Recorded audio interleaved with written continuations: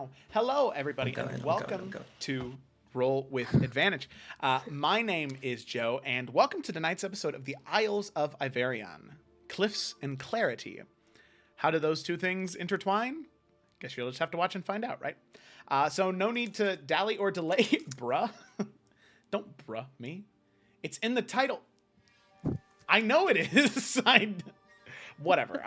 Stay out of my life. I'm just kidding. Okay, so let's go ahead and roll the intro and then get started.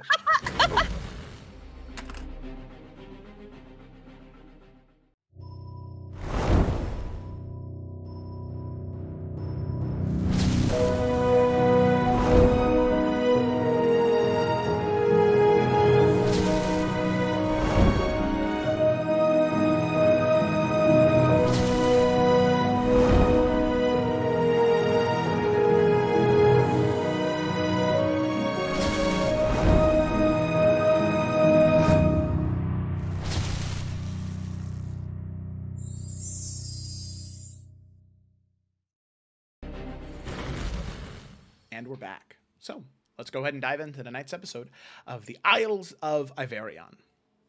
Last we had left off, our group of wayward adventurers, they had found themselves deep within the forests of Issa Nalor, finding themselves there for two purposes. For one, to find the cult cell located in the Tarkirian city of Highland Pass, knowing that there are cultists that exist within there that are intent on the destruction of not just Iverion, but Tarkir as well, and the return of House Markle, a house that disappeared many, many, many years ago from any historical context or reference in the realms of the material plane. Not sure as to why, and a story still yet to unfold there. They really don't want to find out why.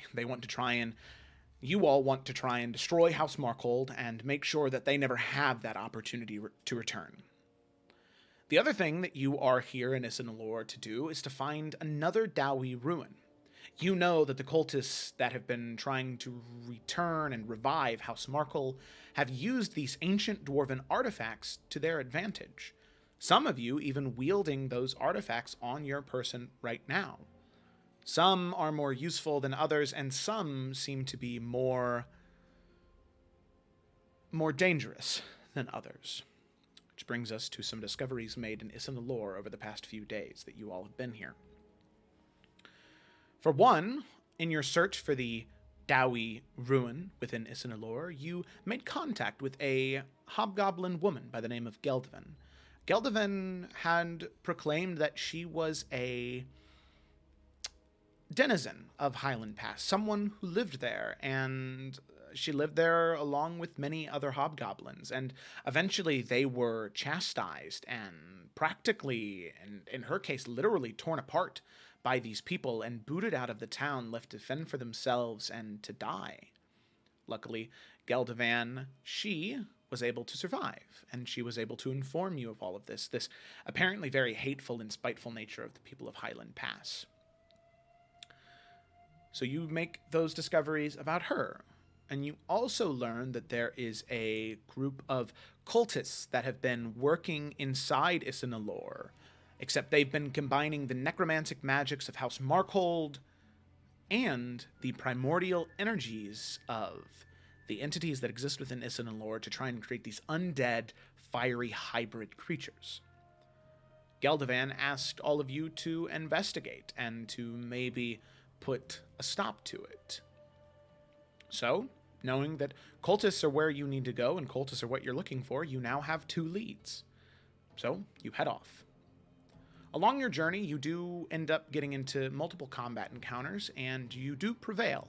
However, the final one that all of you just went through was rather close for two individuals, specifically Nalfian and Din. In Din's case, actually going unconscious during the fight. Luckily, you all prevailed, and you ended up meeting an interesting individual, an Eladrin, one of the protectors of the forest that their entire purpose is to maintain balance and to preserve the forests of Issa Nalor as it stands. This dryad, this Eladrin, gave all of you some information. For one, she told you, Grok, of the nature of your gauntlet. Almost parasitic. With the powers that she possessed, she was able to disable its magical attunement onto you and allowed you to take that gauntlet off. For the first time in a long while, you removed it and you saw that it had drained much of the life force out of your hand. Your fingers and forearm were gaunt and thin, almost to the bone. And on top of that, hundreds of small incisions all along your fingers, palm, forearm.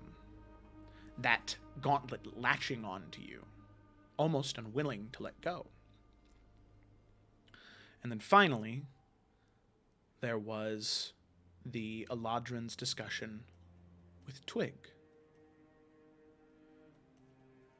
informing her that the Eladrin did many dealings with her people, with Twig's supposed lineage, that of House Forrester. Twig, you were told of multiple different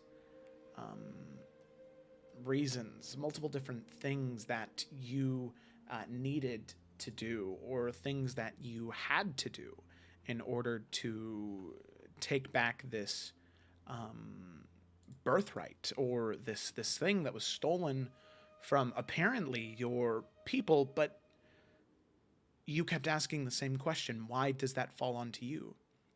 Why is that your responsibility? The Eladrin tried to convince you to listen to reason and to try, at least to try. But you turned her down. And they respected that. And while they departed with a gift, a leaf that would allow all of you to traverse through Isinalor much easier, not entirely avoiding combat, but minimizing the risk of it, you all decided, Twig, you decided to not take that information. But seemingly so, the Eladrin was not happy to just let that information go to waste, so they gave it to Grok. They gave you a name, Grok. Elias Harwood. Someone within Highland Pass that may have information on House Forrester. And it's up to you to share that information with Twig whenever you may choose. So, with that, the Eladrin, you can see, sweeps up all around the group of you and then swirls around Grok and then floats off into the distance, combining with the trees and leaves and different cycling embers all around you. With that, coming back to Nalthin, you had something you wanted to do right at the beginning of the session? Yeah, since he was listening very intently and the Eladrin gave him the leaf, as soon as he sees Twig crying, he would have immediately taken a knee and just kind of very gently put his arm around her. And he would just say, "Little bird, it's gonna be okay, but you need to talk to me. What is going on?" I don't know. I couldn't do it. Do what? Listen to this forest sound she was speaking of? Well, I mean, yes, but that's not the only problem, though. Nothing's gonna just kind of glance at Grok and Eurydice and then back to Twig. All right, well, I'm listening. You can talk to me. Well, I don't know what else there is to say. It's just not. It's not fair. Any of this. I know that I'm meant to be able to hear it, but I can't, because I can't do things like that. I've never really been able to. I mean, I can't hear this voice thing. Earlier, I couldn't stop us from getting hurt from those traps. And I mean, there's always been something wrong. I mean, back home, I used to have a list of everything, because I can't fix whatever's happened there. Listen. Maybe you can't hear whatever it is right now, but you will. Maybe it just takes practice, time, and No, you don't understand. That's not how that happens. It's never been how that happens. If anything, it would only get worse. I would only make it worse rather than better, and I don't think that they deserve that. all right. Let's start at the beginning. Why don't you tell me what you do know? This Forrester family, birthright. You have a connection to these people, it seems. I mean, apparently, but I mean, Mother never talked about any of this, anything about it. I've only really known since, well, at Raven Rock and the archive.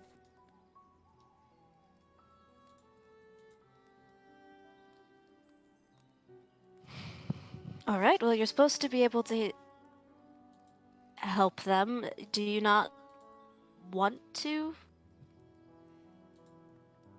No, I mean, I want nothing more than to be able to help them. It's just that I can't.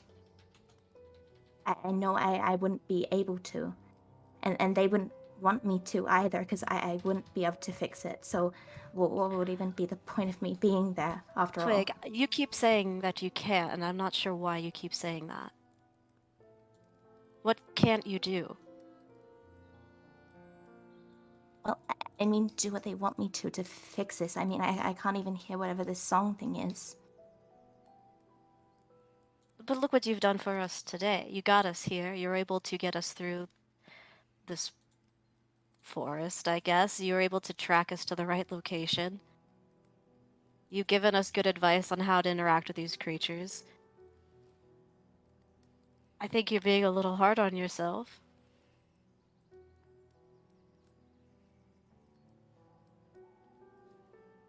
I think you need to give yourself a little bit more of a chance. Maybe you don't have all the I don't information think there right is now. any chance, though. I mean, if the house is already fallen and that land's already gone to ruin, it's not like there's anything that I'm going to be able to do to fix that. If it's already fallen, if fate's already decided what's happening there, then I don't think there's really any way to bring it back. I mean, the same things happened for the Dowey, right? And the house that the cult's trying to get back. I mean, how is it any different to that? Twig, you're here. That's how it's different. Do you not understand that? That you're here, and obviously this house hasn't completely fallen. Why can't you change the fate? Well, I mean, if fate's already being decided for it, I don't think that's how any of that works. I don't think it's really worth trying. I mean, to keep trying to push for it, it's unfair. I I just I think I'd rather just not know about any of it. And I know that sounds bad, but I can't know any more about it, about any of the castles or graves or black roses or curses, tragedies, any of it. I don't want to know, because it's not fair. Because why should I have to seek out more of what I can never have? It's cruel to make me keep looking for it, because it's only gonna make it more impossible to stop caring about any of it the more that I find.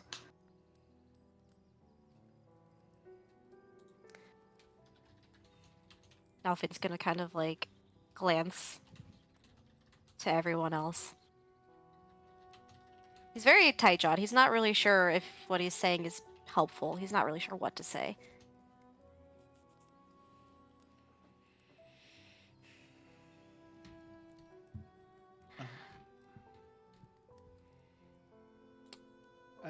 Brandon, I suppose, at this point, he would kind of walk over, and you can tell that he's also been listening very intently, as him and you are about the same amount. Well, him, you, and Twig are all about the same amount of beat up, different cuts and scrapes and bruises all over his face, and he also kind of joins next to you, Nalfian, and says to you, Twig,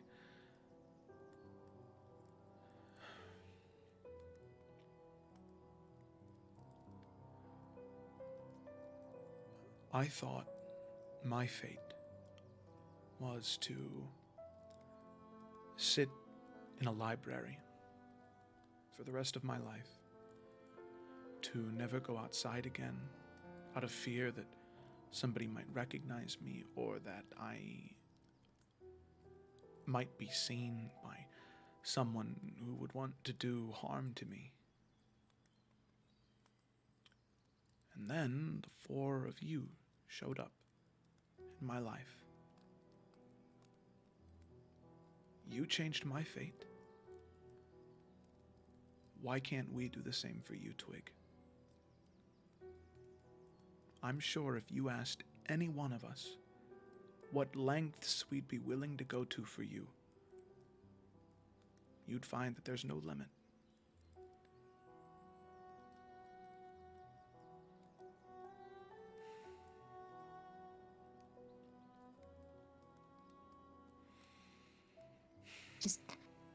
It just feels different, I guess. And I mean, even if I was to just, well, go home, I do have a home to return to, a family, and with Aunt Beth as well, and with you now, I don't see why I should need anything more. Well, no one's asking you to give that up. No. It's your choice, Twig. But you also deserve answers, Twig. You said it's cruel and unfair for you to be plagued with all these questions and expected to know everything, but you don't. Don't you think you deserve to know everything? I think Din here said it right. We all will get you the information you need, and we will go to hell and back to make sure you're safe.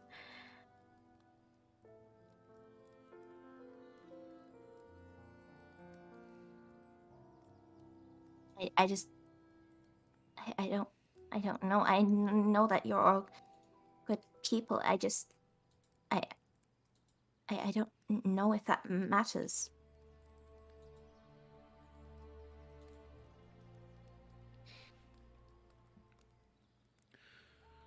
Well, here. Right now we're just talking ourselves in circles. I don't know about the two of you, but I would love to rest a little bit, lick my wounds, and decide where to go next. So I agree. We go back to camp, rest for the night, and if we want to, we can pick this conversation up in the morning.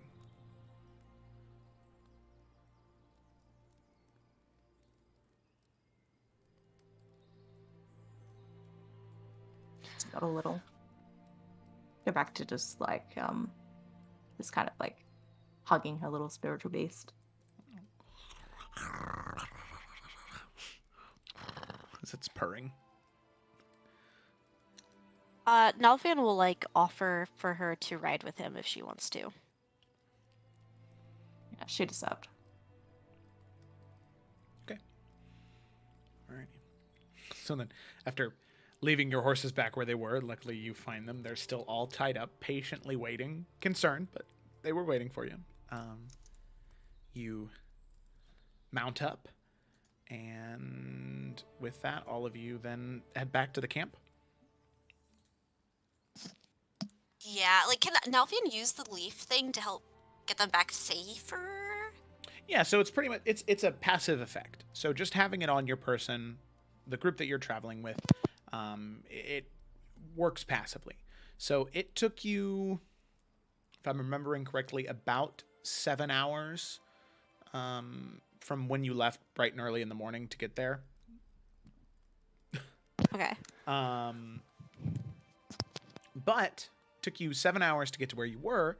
But after riding for a bit, you can see that there are almost like these they're almost like solar flares that kind of like blind you for a moment whenever you're riding through different areas, and the scenery around you changes completely with each one of those solar flares. And eventually, after about maybe 2 hours of travel, right around 5 p.m., you end up making your way back, and you can see, oddly so, the campsite right in front of you. And as soon as you return, oh, there are no tokens on there. That's odd. Okay, here, let me go ahead and throw the tokens down real quick. So with that, all of you return back to the campsite, and oh, wait a minute. Can you guys see the tokens? Nah. No. I see a nice little camp. What? That's terrible. Should we Maybe refresh? Will that fix it? Maybe refresh. I shall. Oh, there you go. Yeah, that worked. Oh shit. I got it now. Do I keep... I was really confused for a second. I was like, why is Twig saying Yuri's doing that? Every time I type something, initially it comes up as Controlling Twig. me. I'm not controlling you. Get out of my head. Okay. So with that, it's maybe, like I said, it's like 5:10, 5:15 right now. All of you get back to the camp super fast. And any of the dangers that you felt before, any of the traps or anything like that, at least in that span of forest, they weren't an issue. You ride back to the camp, and the choice is yours with what you want to do for the rest of the time. Now, Geldovan is currently not here. You're not sure where she is. You can see that the crutch and any of the equipment that she had near her person is gone. Her tent still seems to be set up. The fire is still crackling and burning, but you're not sure if that's a her thing or if that's just an Isanalor thing. But you're here now, and it is up to you with what you want to do with your time.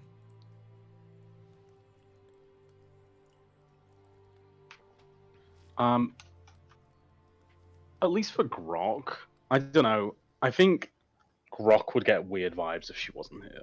Like, he wouldn't tell the group this, but he'd be kind of like... He wouldn't be vocalizing it, but he'd be kind of like just wandering around the camp to like look and see if the ground looked a bit, I don't know, disturbed, I guess. Make an investigation check. Or actually, make a survival check for me. Actually. Okay. Which I'm sure you're happy about that, because investigation isn't exactly Grok's. Yep. Oh, we're still on the Cyrus dice. That's fun. No. Yeah, I'll let you change that. Cyrus. Lol. Oh. Although it was Grok, they were using Cyrus's survival skills. Yeah. Yeah, Grok, you're kind of looking around, and as far as you can tell, there's no footprints, no tracks, no nothing. It is just like she disappeared.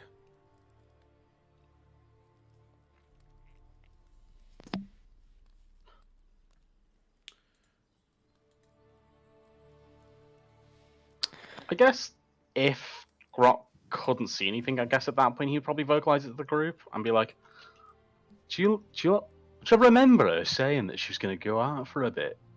You know, I know she was waiting for us to do all those knobheads and, you know, get some supplies, but I don't remember her mentioning it. I mean, Well, she maybe said she that got hungry. it's traps. She could just be out checking those or setting them. I mean, I guess it's just, you know, after she mentioned those people in Island Pass, it's just, you know, you just got a weird feeling about something or someone. Not Gelderman, just like people around here. I mean, we've fucking seen them. When Grok says that, can Nolf just kind of like bleed, I guess, bleed over here and just kind of like listen out to hear if he hears anything out there, like yeah, make I'm a gonna look movement around as or- well yeah, on both the you. camp, like the same thing that he did. Yeah, go ahead and make a. So Eurydice, are you doing the same thing Grok or Nalfian is doing? Rock. Grok. Okay, go ahead and make a survival check, and Nalf, go ahead and make a perception check. Did I make an investigation check? Well, Grok was looking Dis- for like tracks or like anything disturbing. Is there a specific thing you're trying to investigate? Disappearance. Make a survival check.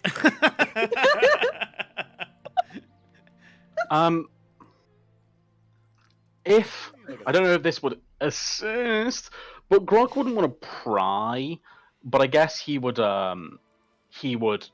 kind of at least peruse over her tent and make sure there's no like, I don't know, obvious signs of damage or just something being left in a rush, if you know what I mean. Okay, yeah, just like not digging through her stuff, just kind of looking over No, it. he Okay. wouldn't really want to do that. He would kind of like give it a quick glance, like pull the flap and have a quick look that way. But he wouldn't do much more than that. He didn't want to pry. Okay. Go ahead and make a perception check, just as you kind of peek in there, just to see how keen his sight is. Now, Vian, as you sort of poke your ear in, or not in, as you sort of like listen out to see if you can hear anything, and just kind of looking around, you hear the different chittering of different animals all around the forest, the tweeting of birds. You can see all along the branches kind of surrounding you.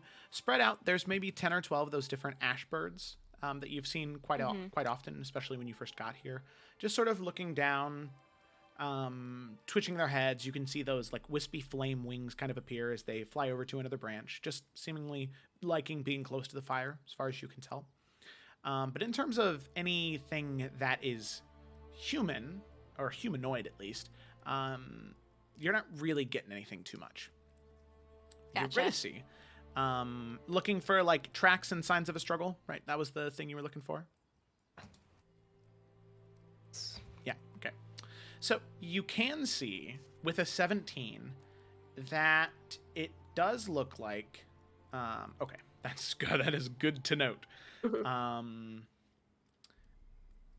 You can see something a little odd. You see what is very obviously her tracks around the camp, where you can see the different sort of like footprint next to a small like plunge into the ground where her crutch probably was. So you can see that making its way back and forth from the camp to the fire, to the camp to the fire, and to different crates and things all around. But then you also notice other sets of footprints that you're not sure if they belong to the five of you. They're varying humanoid sizes. They all look like boot prints or something similar. None of them are paw prints or animal prints of any kind, but it does seem like there have been other people here.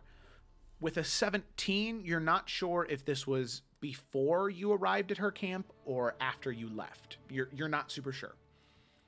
It's just a little hard to tell.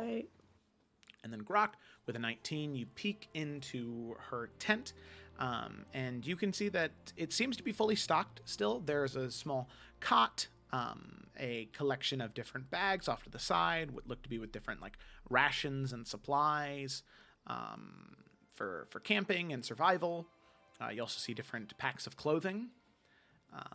And in the far back corner, you can see a what looks to be a large leather bag of a sort, almost like a duffel bag, that is currently zipped. All the way off in the back corner, kind of obscured a little bit. With a 19, you would be able to peek in and see that bag off to the side, trying to be obscured. But other than that, her stuff looks undisturbed. No, he'll close the flap. He's not going to peek in that bag. Okay. All right. Sounds good. He doesn't want anyone rooting in his chest. So. Well, I didn't hear anything, so maybe she's just out for a bit. Maybe, Right. but found tracks. What do you Maybe mean aren't ours, tracks? definitely aren't hers. Well, Come here. And she'll show him the other varying tracks. They're kind of just walking around. It doesn't look like there was a struggle, but going to show that there have been other people here at some point.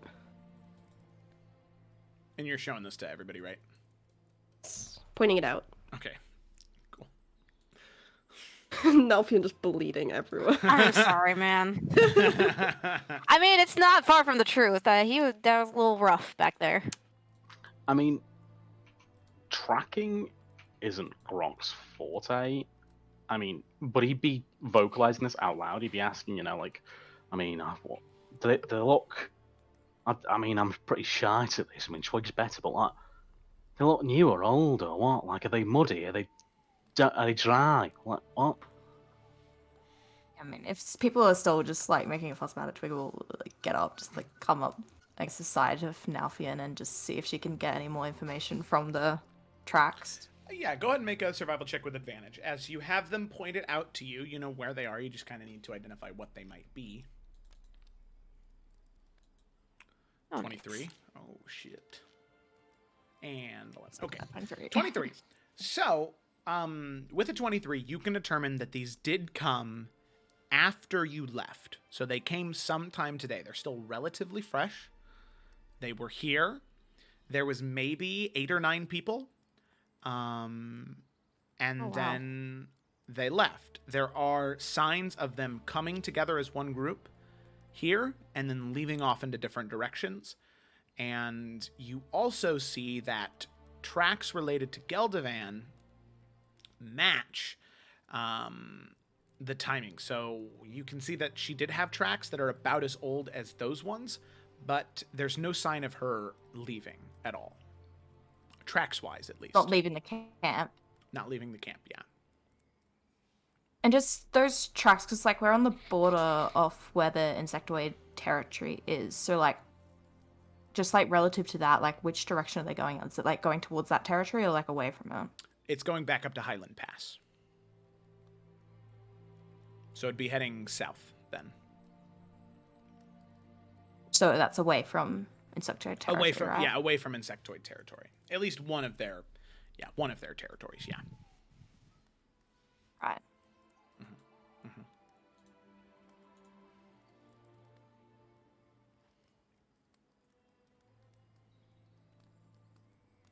Well, I mean, she just relay that info.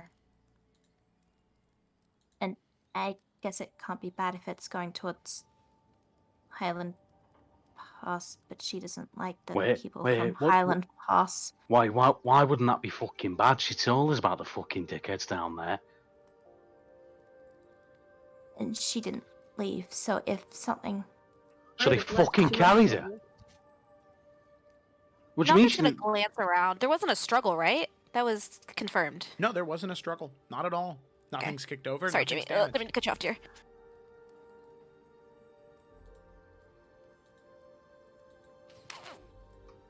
Right, Wait, can't you message her? Yes, I can. I mean, if you don't mind, lad. I mean, I don't mean to be cheeky, but do you know when you just got like a bad feeling about something? No, of course. Here, I'll do it right now. Sadly, I can't do it another time tonight, just as today has been exhausting. I'll do it right now, though. And he'll go ahead and cast Sending. Boop. Oh, man. Okay. Well, I hate that I'm in this position now. Here, you guys write the message. What do you want Den to say? You good, fam? I don't know. We get 25 words. 25 words. 25 big ones. Where are you? Are you in danger? Is that good or? Tell him it's us. Okay, tell her it's well, us. You know it's Din's voice, right? Because it's auditory. Can you tell that? Maybe just like clarify. We've got the I'll word. hair fly. It's Gronk. Yeah, I'm only at 1, 2, 3, 4, Grok 5, and 6, Co. 7, 8, 9. Yeah, and Gronk and friends. What did Din say? It's like him and friends. Oh, well, I don't know. Like for Gronk, they seem to have like a connection. So like maybe she'd feel more comfortable. You know. This is from Grok Yeah. and his friends. Yeah. Is that good? Do you Should want we add Jen to anything do else his to best that? Grok Saying that. impression? This Please. is an emergency. We don't have time. Okay, all right. So, he'll sort of confer with all of you. Oh, what do I say? Oh, that's too many words. That's okay. Well, maybe we could. But okay, I'll say it. All right. You see the, he kind of pulls out the blade and just kind of flicks it with his finger, and there's this low reverb off of it that kind of echoes all around, and you see the runes on the blade light up, and he begins to speak. Where are you? Are you in danger? It's Grok and friends. And he sheathes the blade and waits.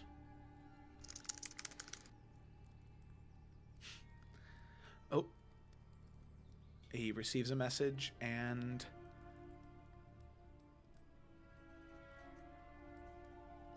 she told me that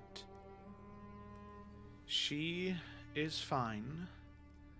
Thank you for worrying about me. I should be back in the morning.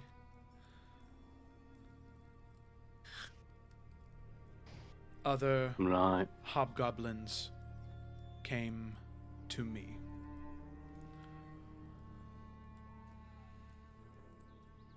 Did she seem distressed when she sent that? You say varying track sizes? Yeah. She sounded like she was safe. She sounded very calm, actually. And I mean, I guess yeah, he'll make an insight check real quick since he heard her say it. Actually, let me do it. Pop. Sheet. Insight. Ooh. +1. All right, Denny boy.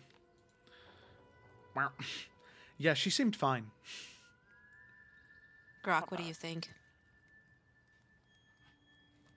I mean, she says she's fine. I mean, we can't really push it, and it's getting dark soon. And I mean, you've all had the shite kicked out of you. We're not really in a place to go. But if I hear something in the night, I'm going. All right, well, I'll be right behind you. I do think we should take extra watch tonight. I'll get the first. Nothing will just nod, because he desperately needs to rest. Okay. Alrighty. So, then, does anybody else have anything they needed to do, any convos they needed to have before you kind of head off to Betty Bye for the night? Eurydice's gonna grab Nelfian. Oh, okay. You know what? Yeah, Grok will be trying to get Twig at some point too. Okay. All right. Yeah, sure. I mean, she's just gonna head back into her tent, but like, she's not going to sleep straight away. Okay. God, Den is going to sleep because he needs to do something about his wounds. We'll leave him out. I'll say we're just leaving blood trails everywhere. It's sad. It's so funny. On a combat, on like a battle map, it works great, but on like these like roleplay maps when you're at really low HP, it's very funny. Okay. Take a long rest now. Feel ourselves up. Yeah, I'm gonna do that for Den right now. So that way he stops. There you go. He stops leaving behind a blood trail. Okay. So then with that, we could probably say that This music's making me anxious. Twig making her way over to the tent, Grok would probably catch her right there, and then over here by this crate, say Eurydice and Nalfian. So let's assume in the order as they came Of up. course, it makes it awkward. Jesus Christ. Get him to walk away in a minute. Go. Okay. So, with that, we'll go ahead and start with Eurydice and Nalfian. So, Nalfian, as you're maybe just kind of walking around, grabbing some kindling for the fire, doing some, I don't know, late at night stretches before you head to bed. I don't know, whatever Nalfian's. I think he would attempt, but like clutch at his side and realizing, fuck it, I'll do it in the morning. Okay. Yeah. Yeah. Sounds good. Okay. So then, as you're doing that, Eurydice, you make your way over to him, and it's up to you how you approach it. Woke up, and Yankee is really beat up. Get out some bandages and stuff like that. Hey, sit down. Come on. You can't just walk around like that. You're literally bleeding everywhere. He'll just nod and follow and allow her to do that. As they're like sitting down, and she is trying her best to very carefully, without hurting him, wrap up some of those wounds. Gonna, for a little while, be very silent. And eventually kind of just look up. Say, "Oh, that was really, really stupid. You nearly died. And you can't be doing things like that again." Well, it's not the first time, and it probably won't be the last, but I'm glad you're concerned. No, nothing. It's not the first time. That's the problem. This time it got really close. And there was nothing I could do because of the space. And if you putting yourself in danger isn't enough to sway you as why that was so stupid. Everyone else was suffering too. I'm just telling you, please be more careful because that was too close. If you were to say I would do anything for that little girl. I would do anything for you, I would do anything for Grok, do anything for Din, and in that moment, that made sense to me. I took him out, made the big fucker easy to take down. I did what I had to do, and I would do it again, and I will. Again. Did what you thought you needed to do without thinking. Charged in, you didn't think. That was the problem.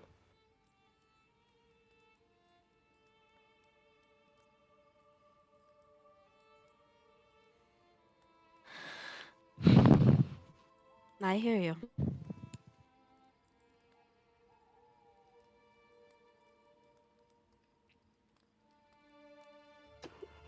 I need you to be more careful. This can't happen again because you're close. Okay? And people got hurt. All right. I will do my best. That's all I can promise.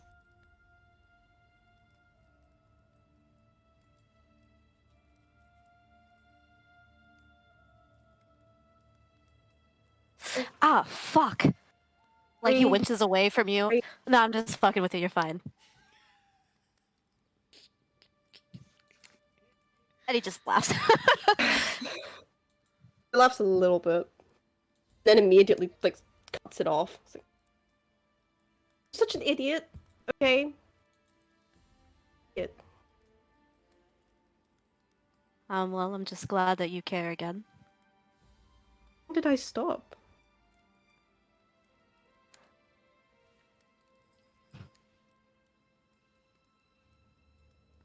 He doesn't say anything. I never stopped caring. I don't know what you think. I've always cared. There was never a moment where I didn't. In that moment where I thought you might die, I think I was more scared than I've ever been. Just because you were an idiot doesn't mean that you deserve to die.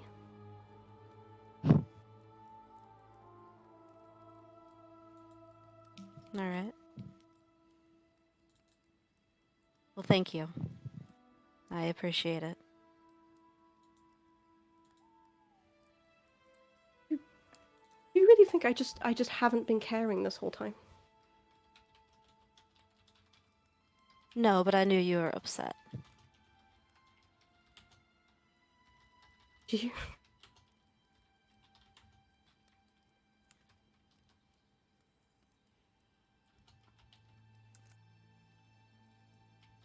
Do you understand why?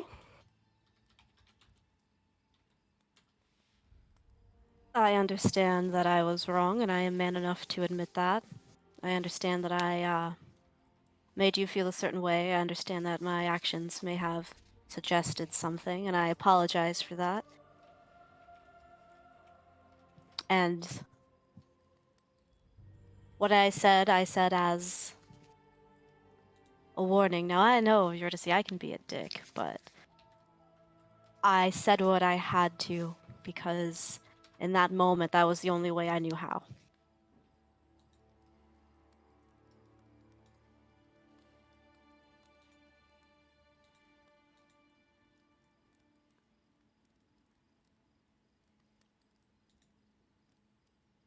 I'm not gonna lie. I'm angry. And I'm glad you can see that maybe making somebody believe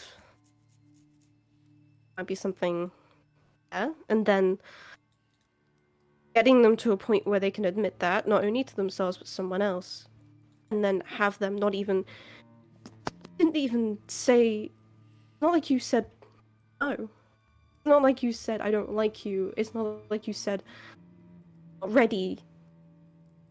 You didn't explain. You gave me one word that I didn't understand.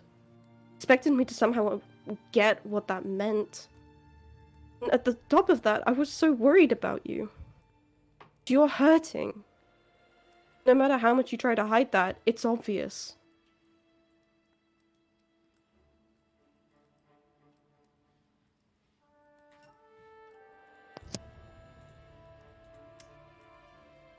I'm sorry, Eurydice.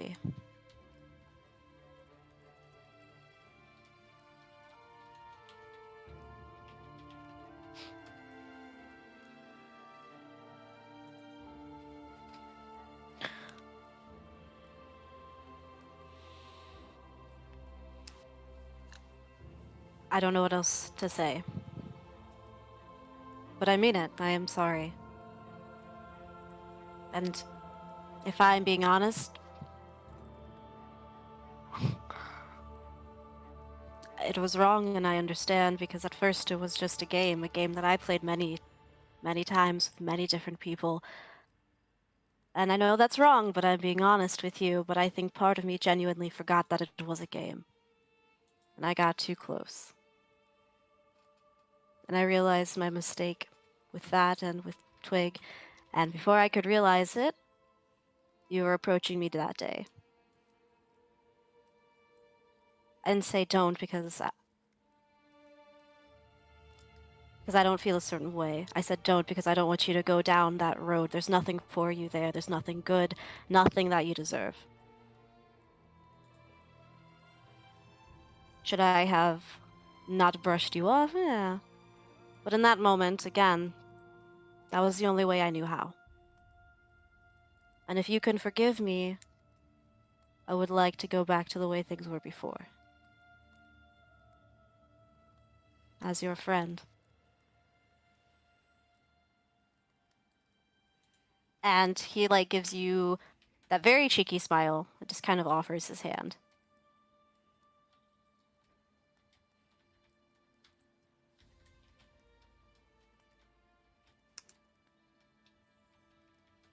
I hate that smile so much. Well, that's a lie, but Not totally. I hate it because I love it. I would like you have always been my friend. You will always be friend before you're anything else.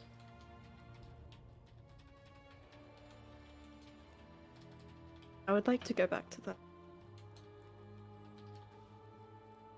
And whatever is happening to you, whatever's happening with you and that echo,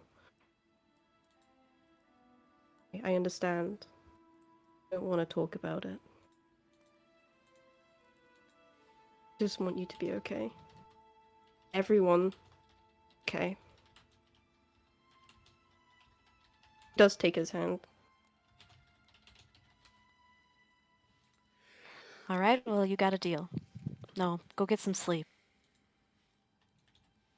Thank you.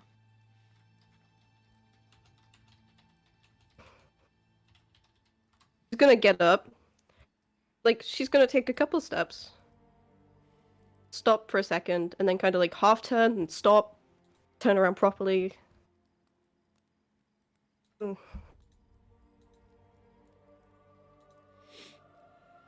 I care about you a lot, okay? Careful. And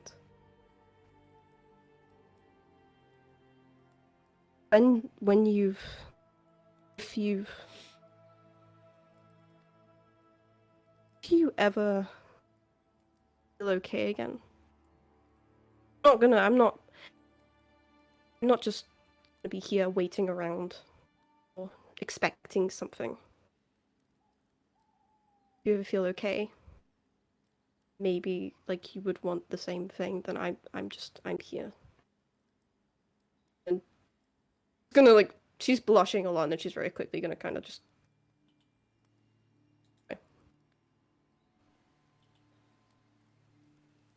Yeah, Nelphine will just kind of sit there in silence until she is gone.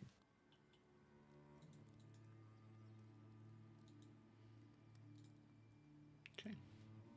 Alrighty. So as Yuri begins to walk away, leaving a small trail of blood behind her, we'll go ahead and jump up here to Twig and Grok. So, Twig, right as you are getting ready for sleep, whatever that might entail for Twig, Grok, you can see her preparing. Not exactly inside her tent yet, but it is up to you how you would like to approach.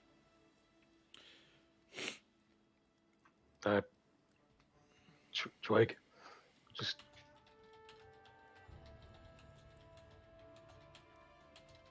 Yes. She just stopped what she's doing. Face him. got a bit of a weird question. Just Okay. well, I just figured, I better learn about them. All these things we're finding with these runes.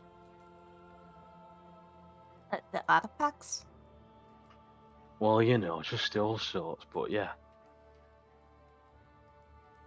Well, I mean, yes. Is there something wrong with them? No, I just figured, I better. You seem to be able to know what you're doing. Sure, I figured I'd pick your brain. You can read them, right? Well, yeah, it's just 12-ish. Oh, right, Dwarvish. Yeah, makes sense. Do you give us a hand? Just let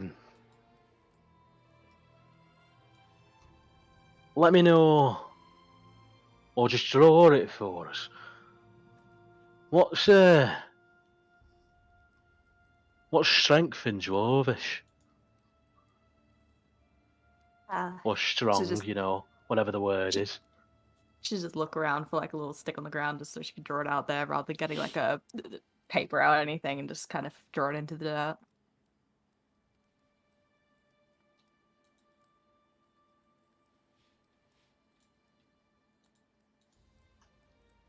I mean, Cool. are you interested in learning or something? Yeah, could say that. Just think I'd help out.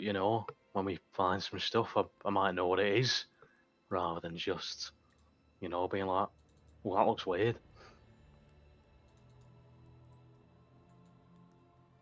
I don't understand. You think you've come across it before then? No, not necessarily. Just well, you never know.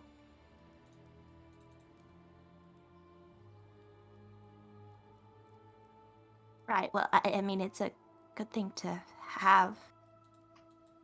Right. Well, anyway, I'll let you go to sleep. I might check some others with you, in future. Okay. Don't. Anyway, and he'll like kind of He's still got his arm, like his gauntlet arm, tucked behind his cloak, but of his other arm, he'll kind of like pat from the head and then walk away. Twig, you get about 2 inches shorter from the pats. But yeah, okay. So as then Grok, you walk away, leaving a blood trail. God, it's so ridiculous. From He's not bleeding, is he? Twig, yeah, he is. Oh, never mind. Not as much as some of the other ones, but he's yeah, yeah. No troubles. So, Twig, as you are sort of looking down at the symbol and looking at Grok as he's walking away, just sort of thinking about what today has been, you're just kind of lost in thought for a moment. There's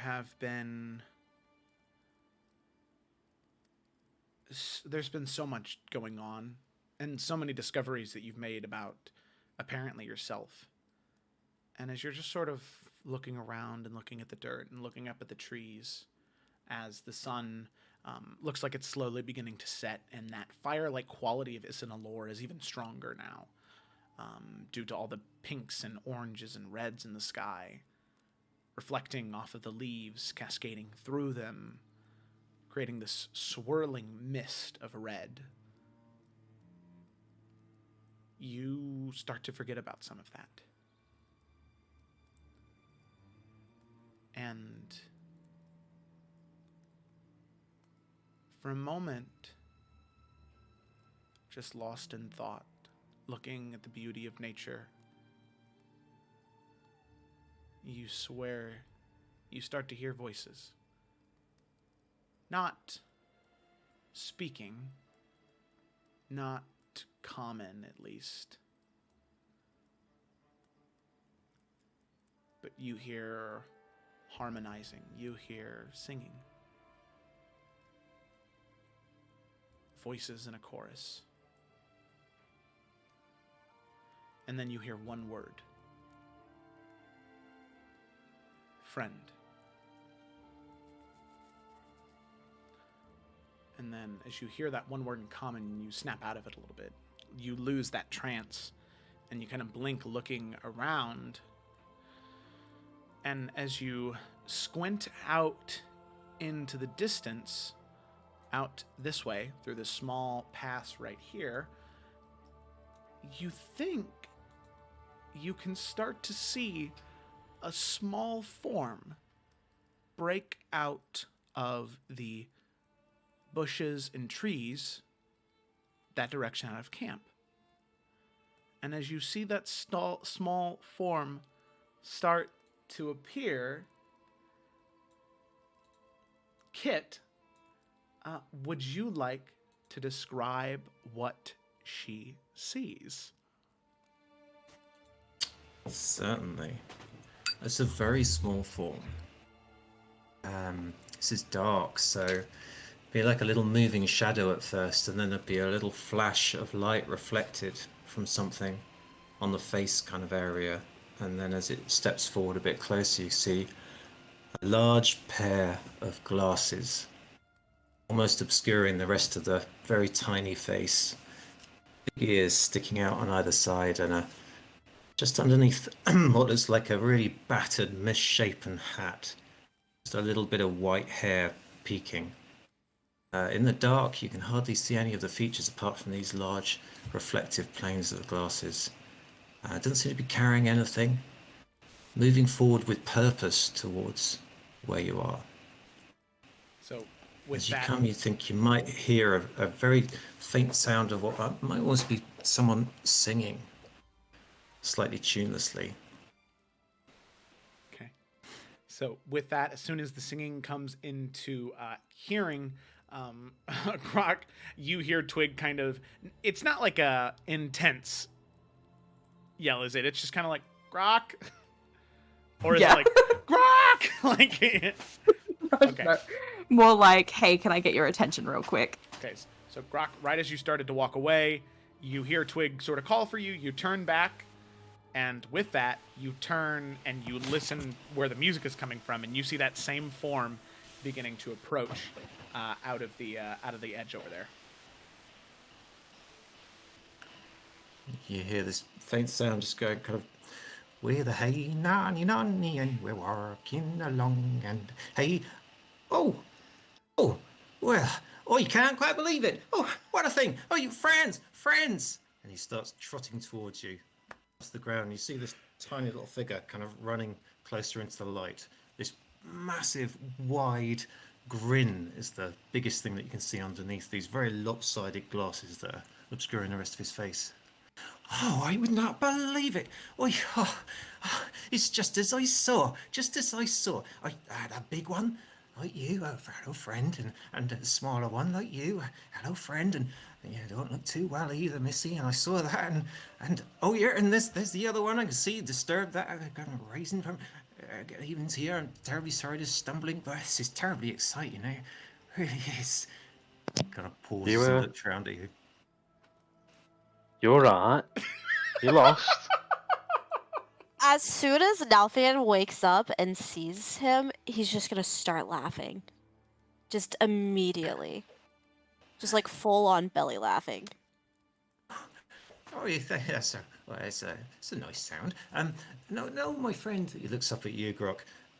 No, I'm not lost. I'm exactly where I should be.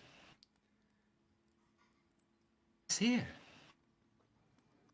I saw you, and I needed to come here, and now I'm here. So, it's the happy chance I'm in the right place, and I'm assuming you are as well, are you?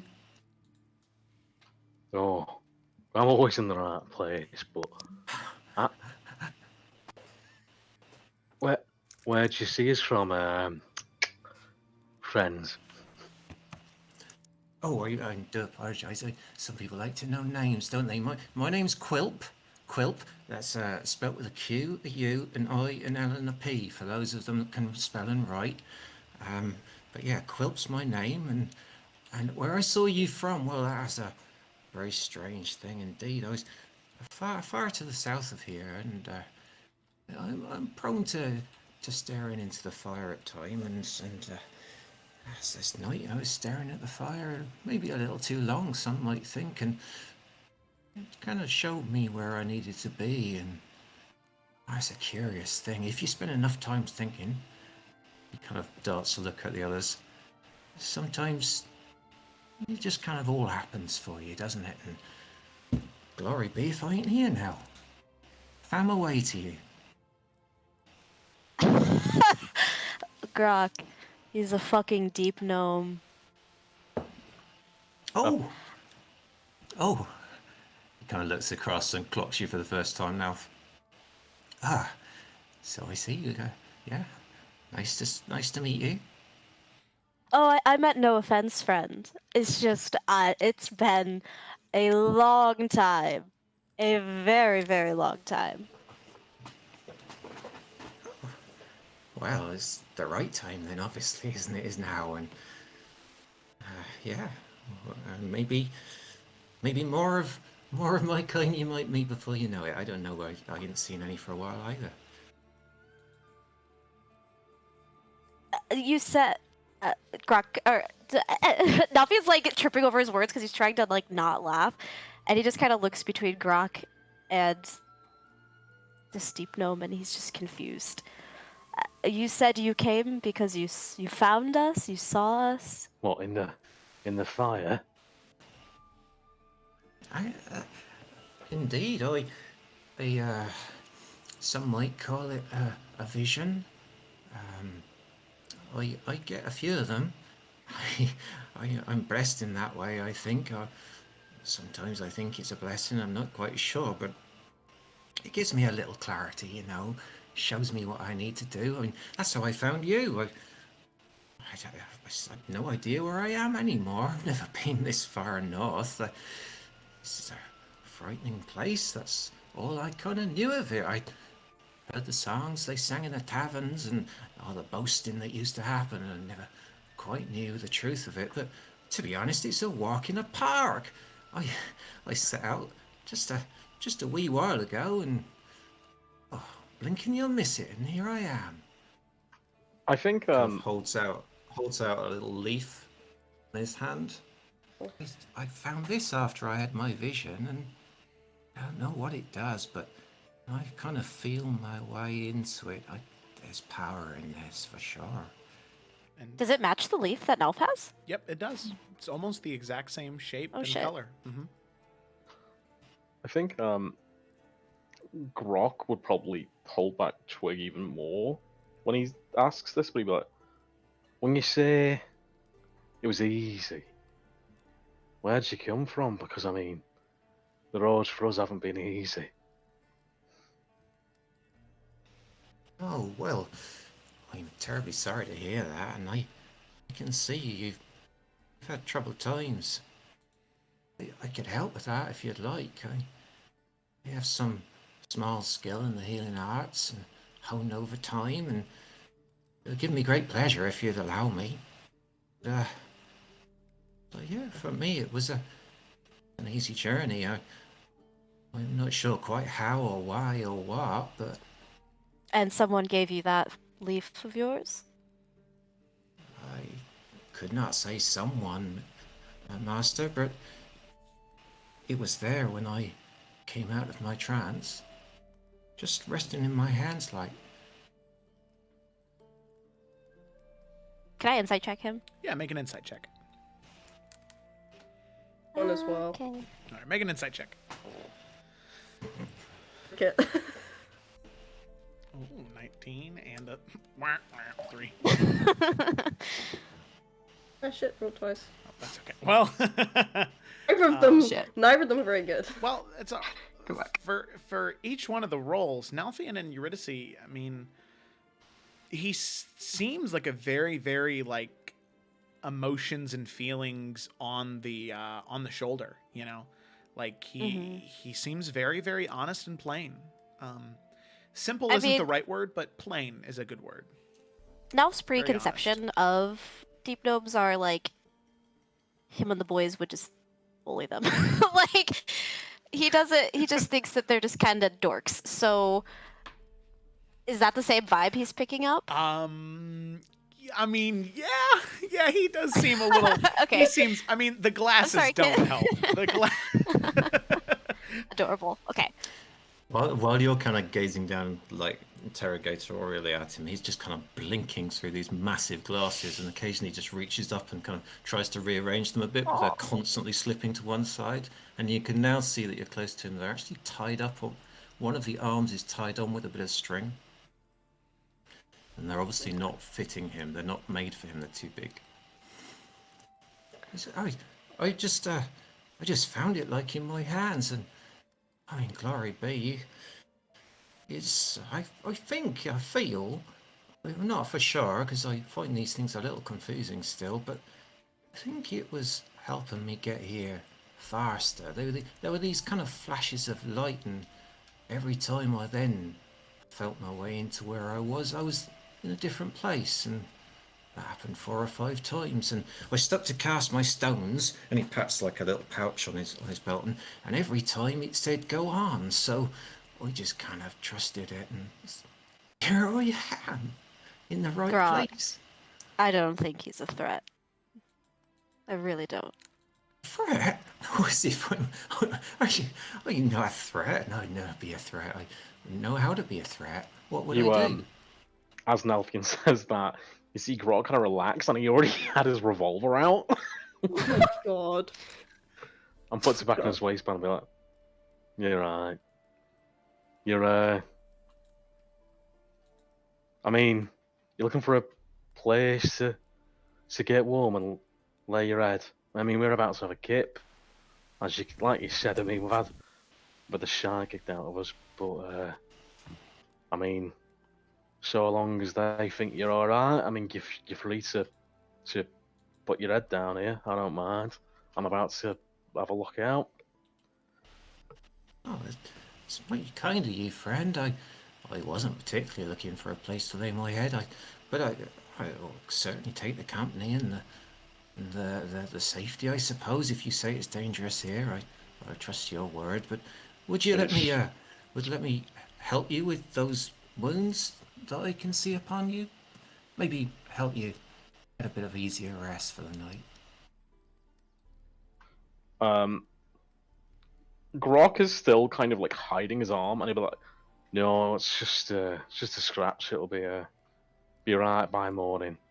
But my mate, and he'll kind of nod his head towards Din and say, "He's had the shark kicked out of him, and I mean, yeah, he's probably looking a bit worse for wear as well. I mean, have a look over my mates. I've had a few scraps in my time. I'll be sound."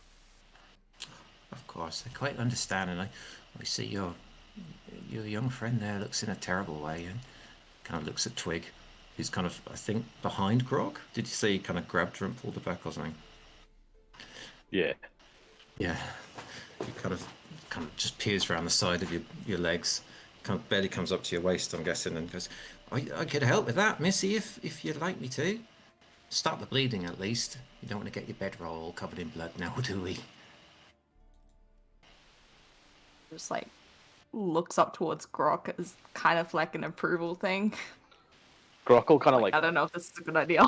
Grok will nod and kind of like pat her, like to kind of encourage her to go towards him. Okay. Reluctantly kind of steps forth a little bit.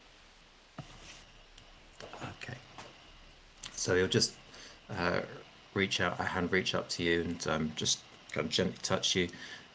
And as he does so, you'll feel a kind of little sensation kind of tinkle through you, and he will cast, I don't know, Cure Wounds at level 2. Let's have a look. Yeah. So, best way to do. Oh wait. What? Of course, that is the one spell that looks like it's missing from your thing. What? Oh my goodness. I mean, I too have it. I could just like roll it for him. No, I can add it real quick. You just want to. Well, needs it at least. There we go. All right. So then if you like hover over the spell and then you click on the little dice icon that's next to the name, that'll be what prompts you to roll it and cast the spell. Okay. And then you can choose what level to cast it at too. I can't find it. Where is it? Let's scroll down. Yeah, it's at the very bottom of the first level spells.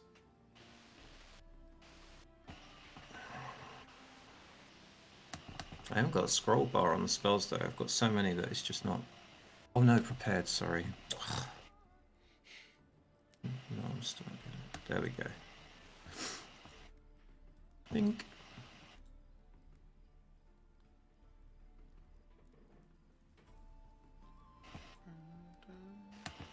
Sorry.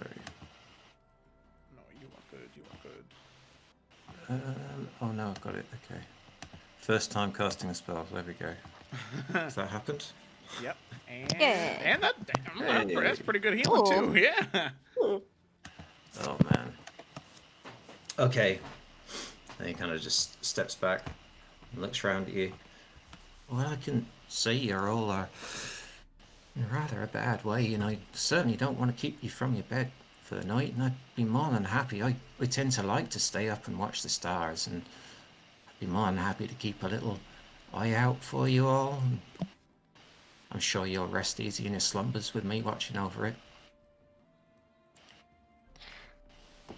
Delphian has not stopped grinning. And he'll just kind of offer his hand. I'm sorry, what did you say your name was again? Oh, I'm sorry, Master. My name's Quilp. Quilp. For those that can spell and write. Noted, very well noted. Nelvin Bainir, a pleasure. And let me tell you, the pleasure is certainly all mine. You see a little kind of frown, and he rearranges his glasses from it. Oh, well, Nalfian Bainir, you say. Oh, that's a fine name indeed, and a pleasure to meet you indeed, Master. Delphian knows that was Eurydice, and he's just gonna like shoot her a look. He's still grinning. She's still giving him a look of behave yourself. Well, if you're willing, Grok, if you want to take watch with our new friend here.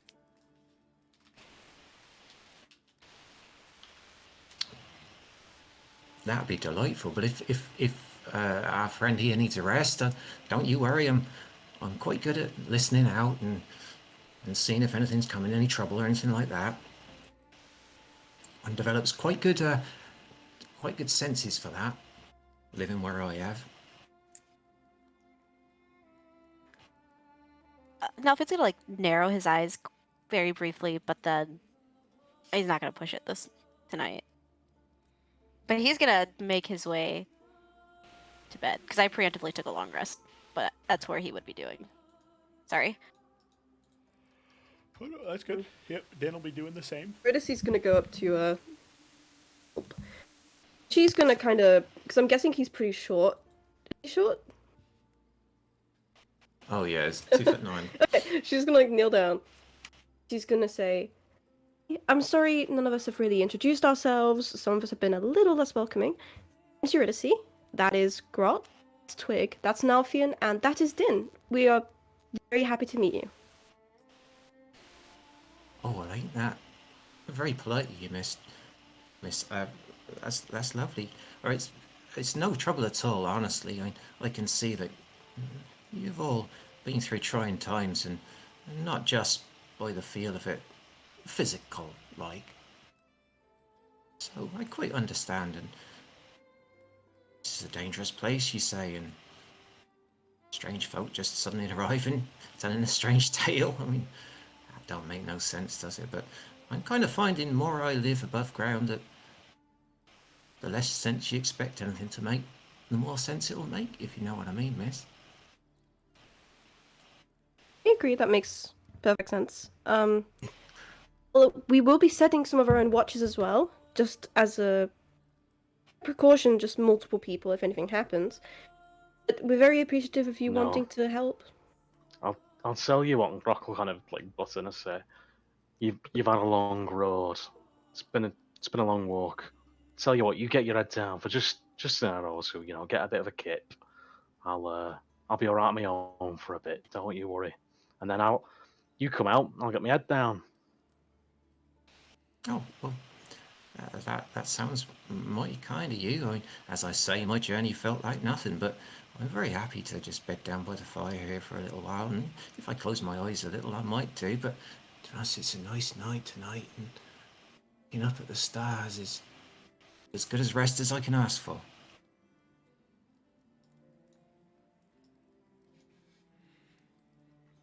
But he'll Don't move mention across it, towards the fire. Like I said, get a little bit. You'll be alright as rain. Just give it a couple hours.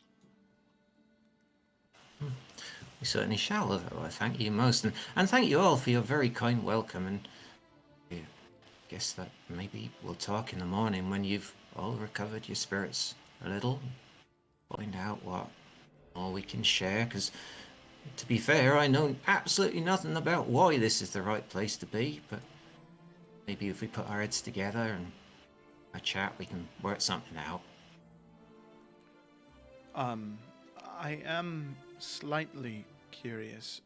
I understand all of us wish to bed down for the night, but I'm sorry. I've always been somebody where curiosity kind of gets the better of me most days. You keep saying you had a vision, and of course, if you don't wish to talk about the details of that vision, I suppose I understand, but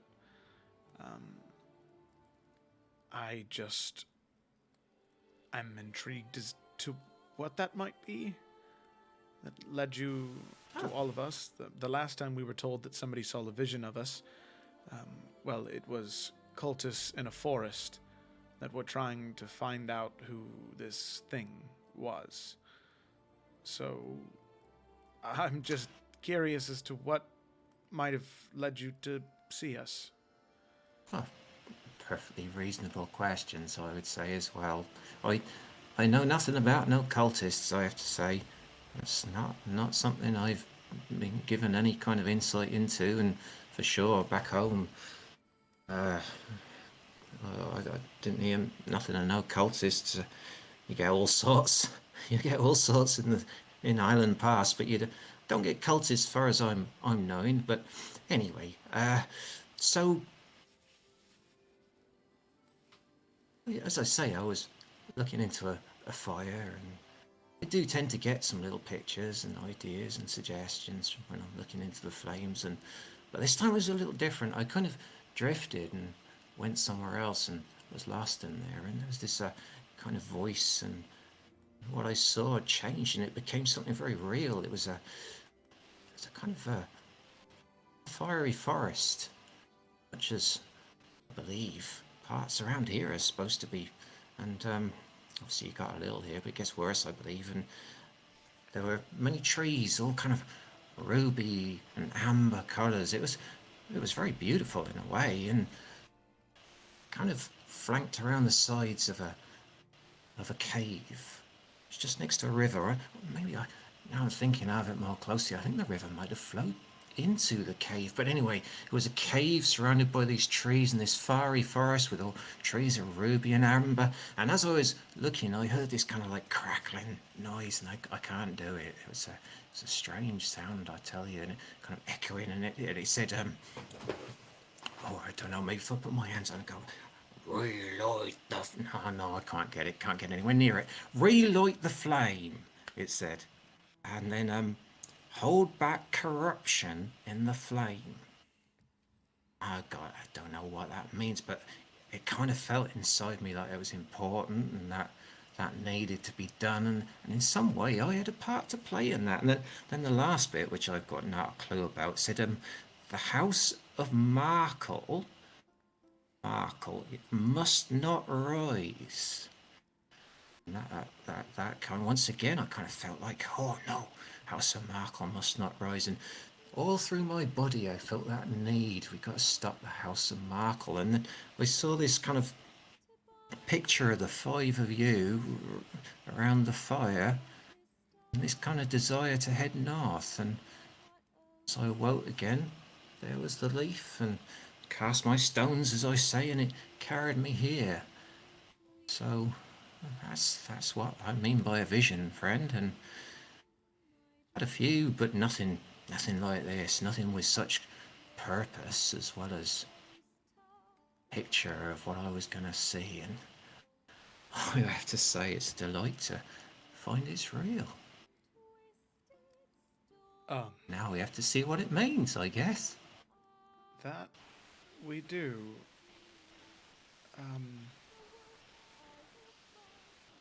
Well.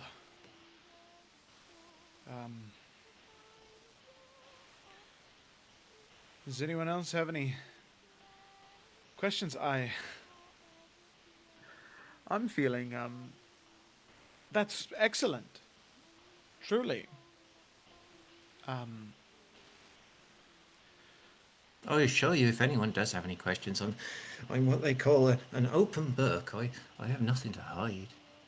And in fact, I find it easier when I meet folks to be as honest as I can, because then there's no surprises, are there? And it's just there. A simpler life. I believe wholeheartedly in as simple a life as I possibly can manage to have.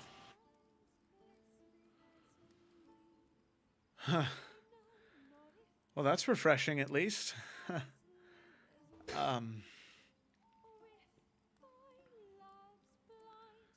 Well, and you can see Din's kind of looking to the three of you who are still awake.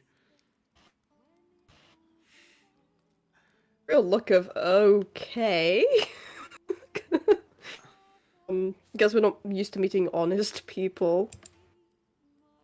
Ulysses just gonna kind of nod, like, well, you'll appreciate you being so honest. I'm gonna sleep, and then I probably will have many questions for you in the morning. I quite understand. Don't you worry if you need a good rest, and it's very important we all sleep well, because in sleep, you sort everything out, don't you, for the next day. And quite understand, so don't you trouble yourself. You just do your usual things, and I'll just be here with friend Grok, and I'll sit down here. No one will even notice I'm here. No trouble.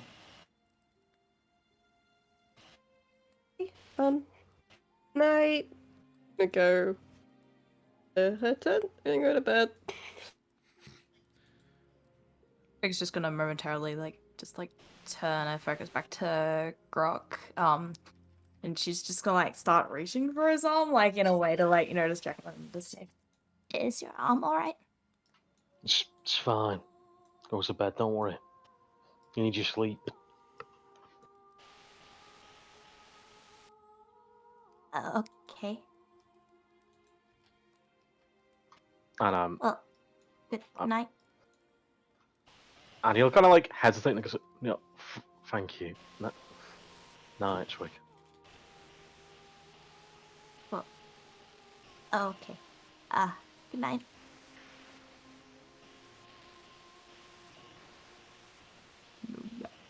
Go to sleep.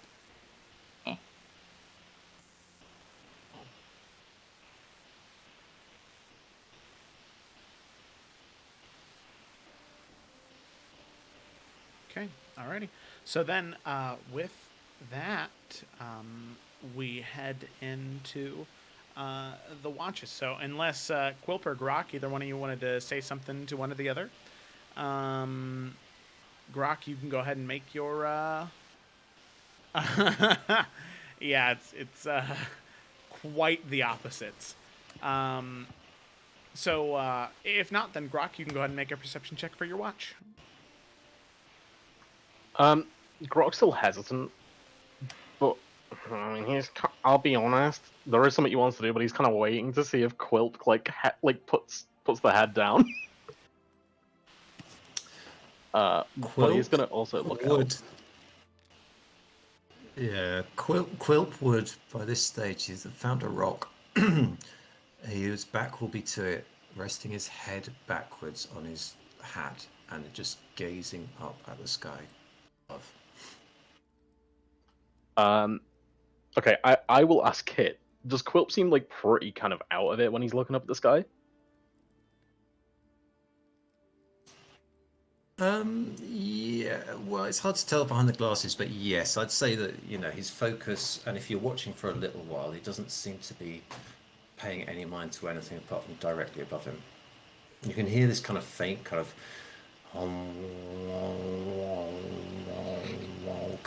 sound going on, almost like a didgeridoo noise that he's making very quietly.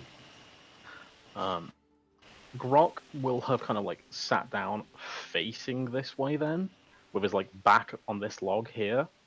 And I need to message Joe, sorry. Okay. All right. Okay. What are you No, doing? you do this every time. Yeah, Quilp, I'm just really an open book. And then, Croc, I need to message. I don't even want him to look at me.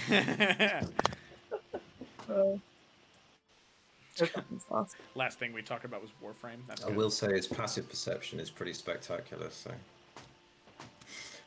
Brock doesn't know that. Doesn't know a lot of things. It's fine. Oh. I hate that. Why do I feel like I kind of know what's happening? Okay. Oh my god. Okay. Make a Constitution saving throw for me. Okay.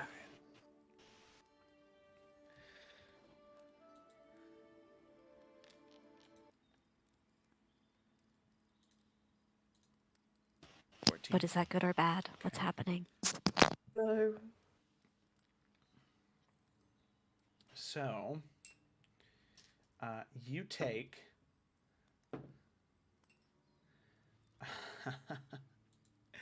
about 13 points of damage doing that. Nothing good. Okay. And you do get all the way through it. And you can see that after you complete it, there is this dull blue light that sort of pours out of it. And you can feel strength return. You can see muscle and mass and density begin to return until it's back to normal. you do feel... It does feel odd. It's kind of like It's the bone rigor and juice in Harry Potter. No, it kind of feels like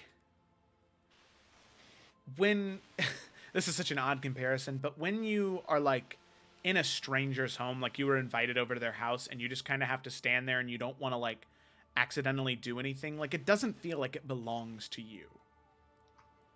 Okay. But the strength is there, the mass and density is all there, and now you also have currently your arms bleeding a little bit too, and that rune is glowing.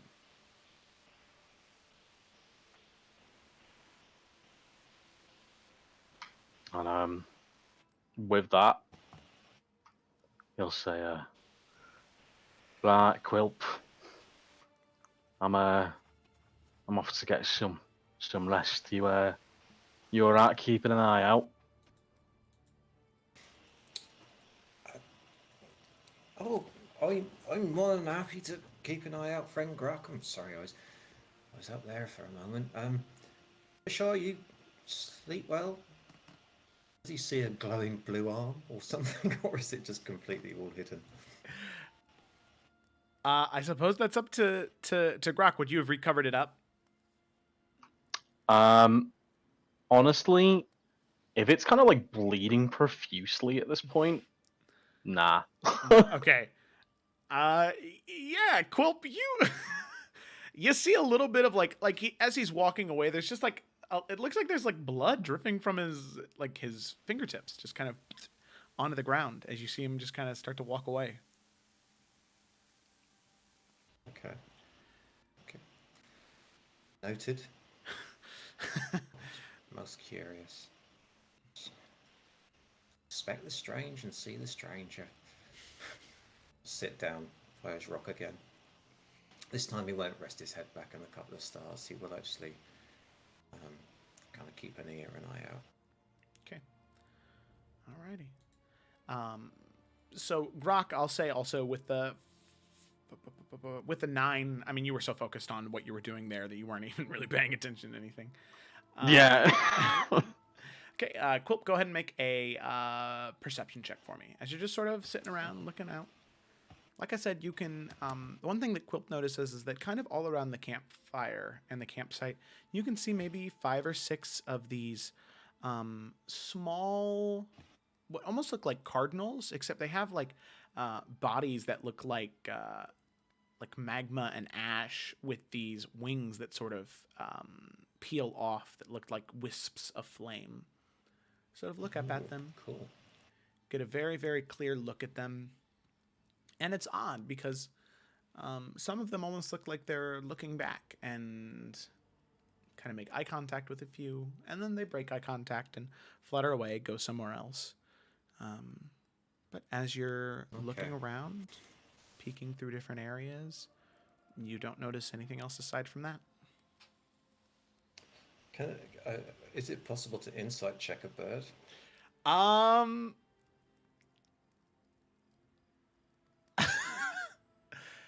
Yeah. Don't worry. No, it's I need fine. that intention of that bird. No. Okay, so Quilp will just kind of try and see whether he can kind of mentally reach out to them, not expecting anything to happen, but just kind of trying to believe that he can talk to birds for a little while. And when nothing happens and they fly away, he'll then kind of go back to just keeping an eye out. Okay. Alrighty. So eventually, a few hours pass, and right as you feel yourself starting to, the tiredness is now starting to creep in. At that point, actually, Eurydice and Nalfian would both be stirring because of your only 4 hours of meditation. You would both begin to stir, just as you can see. Quilp is looking to be like right towards the end of his watch cycle. Okay. If that's the case, then Nalf will get up, kind of double check to make sure Grok and Dinner's doing all right, and then quickly peek into the girls' tent. It would be And then waking up just as kind of- well. She'd be like And then getting he up. would, he wouldn't be interrupting that. Then he'll just kind of pop out and make his way back towards the fire. Okay. All right, friends, go on, get some sleep. It's mighty kind of you, Master. I jumped down off the rock he was on. And just kind of lean up against it. I'm sorry, I don't know if I quite caught this earlier. It's been a really long day. Where did you say you were from again? Oh, well, currently I live in mostly Highland Pass, I suppose, is the place that you'd know, I suppose. I don't know. Do you know the area? Not at all. It's Well, just interesting. Highland Pass. That's it. Highland Pass is the town. I wasn't born there, obviously, but Master, as you can tell, but that's where I've ended up for the time being. Nelvy just kind of looks very cautiously and then just a really wide smile back to his face. All right, Highland Pass it is. And he'll just kind of take a seat on this log. Okay. Sounds good to me. Alright, so yep, Eurydice, you can do the same. You can see Nalfian currently sitting by the fire. And with that, Quilp, you're probably right about to fall asleep as Eurydice exits. Unless she tries to get you to stay awake at all, you'll kind of pass out right as soon as she sits down to read her tome. Don't try to He'll keep just him awake. Grin at you. Yeah, he'll smile at you as you're walking across. It's just kind of resting there.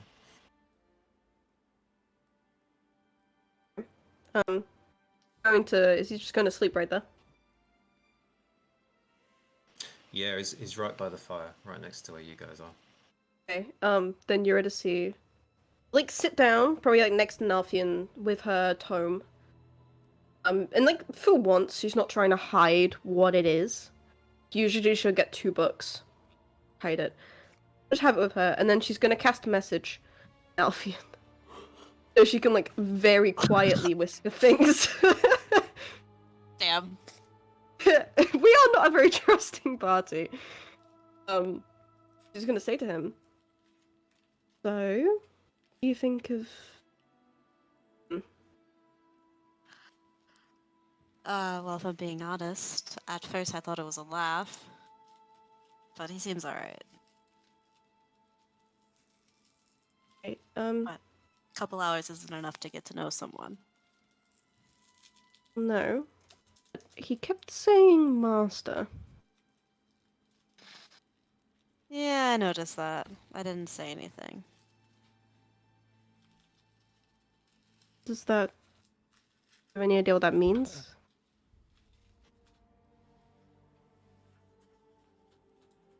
I don't know. Maybe it's just a thing. Could be something else. I don't know. Maybe, I don't know. Eurydice is going to take out her tome and just kind of sat beside Nalfian, because also he's keeping watch, so she feels a bit better about this. She's going to cast Detect Magic. Okay, yeah. So, using the ritual to cast Detect Magic, for one, you do get your amulet and Nalfian's ring and Nalfian's dagger. Those were all things that you were anticipating. But you can also see that... Oh, yeah. Oh, yeah. You shouldn't have said anything. Let's see. Oh! Oh! Big oof, Grok. You bitch, I got you. Yeah. There you go. So, you can see on top of the dagger, the ring, and the amulet, and your tome, you also see that Quilp's glasses are magical. But it's almost suppressed, which is odd.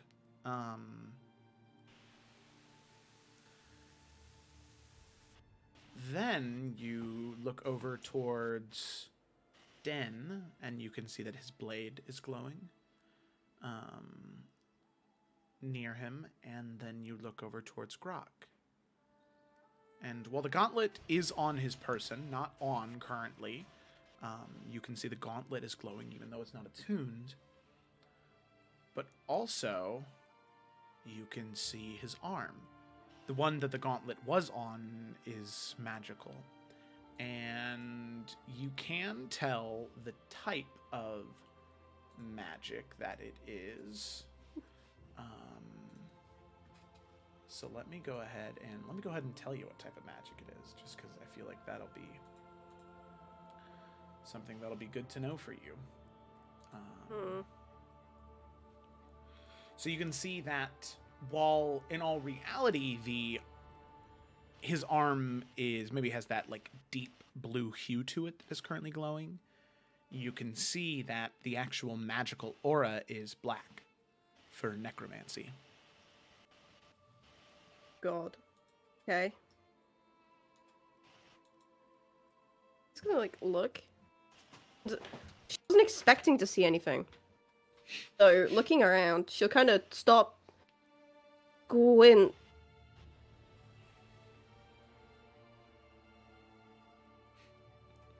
Yeah, the double take, pretty much. And just go like, huh. Okay.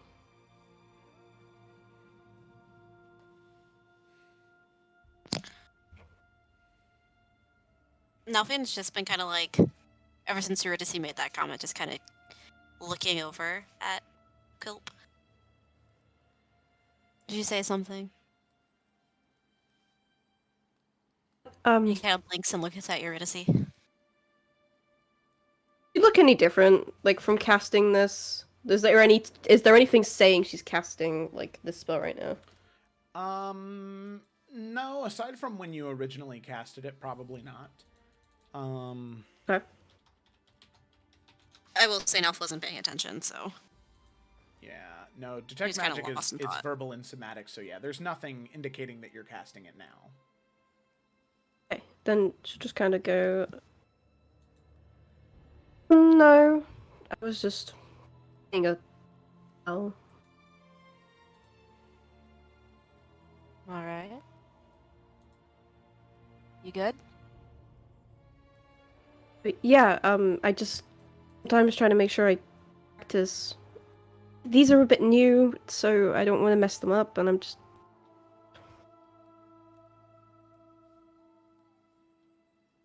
Practice makes perfect.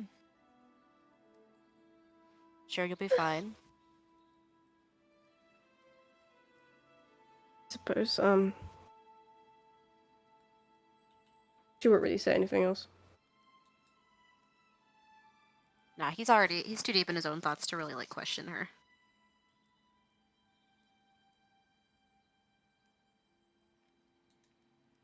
Okay. Alrighty. So, with that, I will have Eurydice and Nalfian make... Well, I guess just Nalfian, since Eurydice's deep in her book. Yeah, you got it. You already know. Oh, sorry. Yeah. He's distracted. Nalfian, you are a little distracted, a little lost in thought. So you look into the fire, and you get sort of caught up with it. Every once in a while, looking back towards Quilp. And eventually, your watch does come to an end as it gets to be about 7 a.m. As the sun begins to rise, that pinkish reddish hue returns to the air and to the forests around you, and everyone begins to stir. And with that, as all of you wake up, getting ready to do whatever you might have to do on this day, we're going to go ahead and take a quick break right there. So we're going to take a quick break. So go get a drink, go get a snack, do whatever you need to do, and we will be back shortly.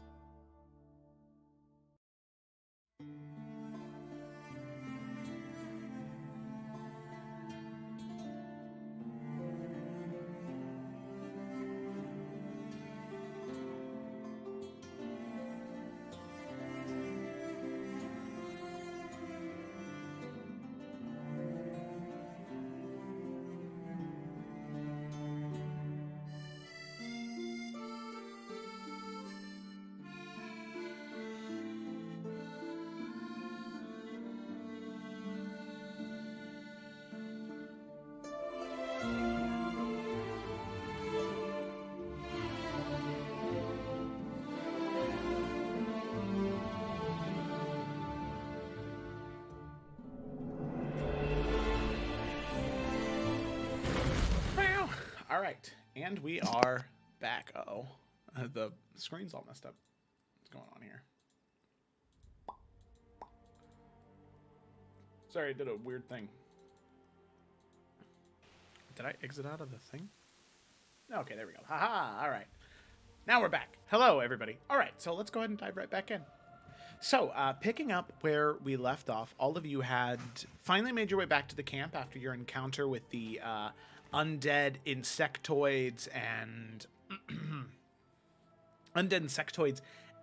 primordial creatures, seemingly influenced by these cultists belonging to House Markle. Now, you made your way back to camp, and you had a few heart-to-heart conversations betwixt the group members, Nalfian and Eurydice, finally coming to at least an accord, coming to a resolution, at least a small one, over their relationship, and Grok talking to Twig over the learning of different runes, specifically strength. Now, before all of you were able to go to bed, there was another. There was someone who arrived at your campsite. Now, while you may have been expecting Geldoven, the hobgoblin who had originally talked to all of you when you first arrived at this camp, just the day before, instead you found a small, deep gnome, friendly, humming along his way, and very excited to have found all of you. You discover that he had received a vision from the fire that he was staring into, a vision that showed him not only the five of you, but also, Grok, you would recognize that what he described, what he saw in his vision is exactly what you had on that sheet of parchment paper that you found on that cultist's body. So, you have that connection there, that obviously there is some type of connection there, and he proceeded to describe why he came looking for all of you, and all of you being a little beat up. You didn't push it too far. He seemed trustworthy for the most part, but didn't seem like something you needed to press that evening. So, all of you decided to head to sleep, taking different watches and different shifts, and then now, eventually, as we get bright and early to the dawn, we all arise. Everyone, Twig, at that point, Den and Grok would be getting up, and so would you, Quilp, be waking back up. So, as the six of you begin to stir, what is on the agenda for the day? Who is spearheading where you have to go now? I mean, is Geldovan back yet? No. Doesn't seem like it.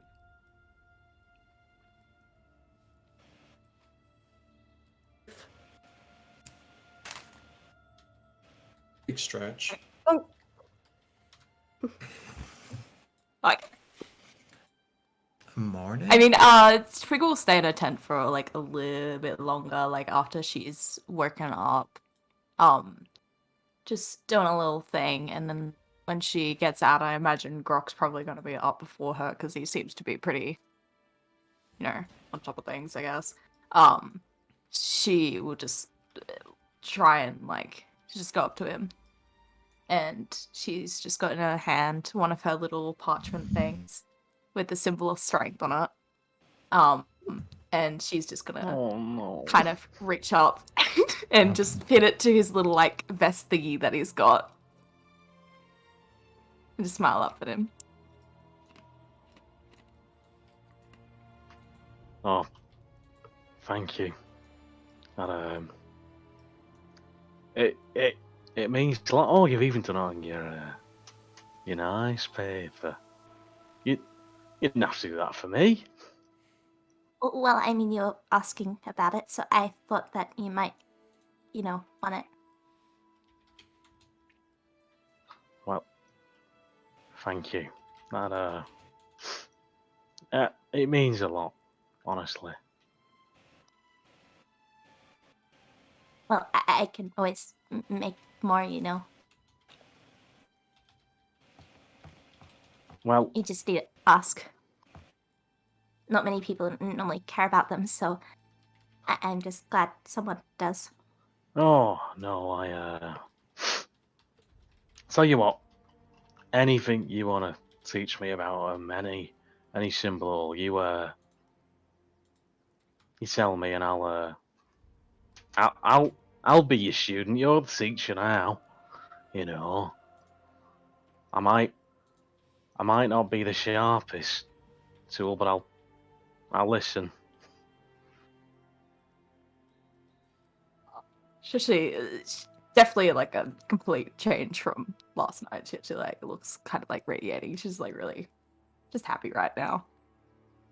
I'm just gonna give like a little aggressive nod and just head to where everyone's kind of just gathered around the fire.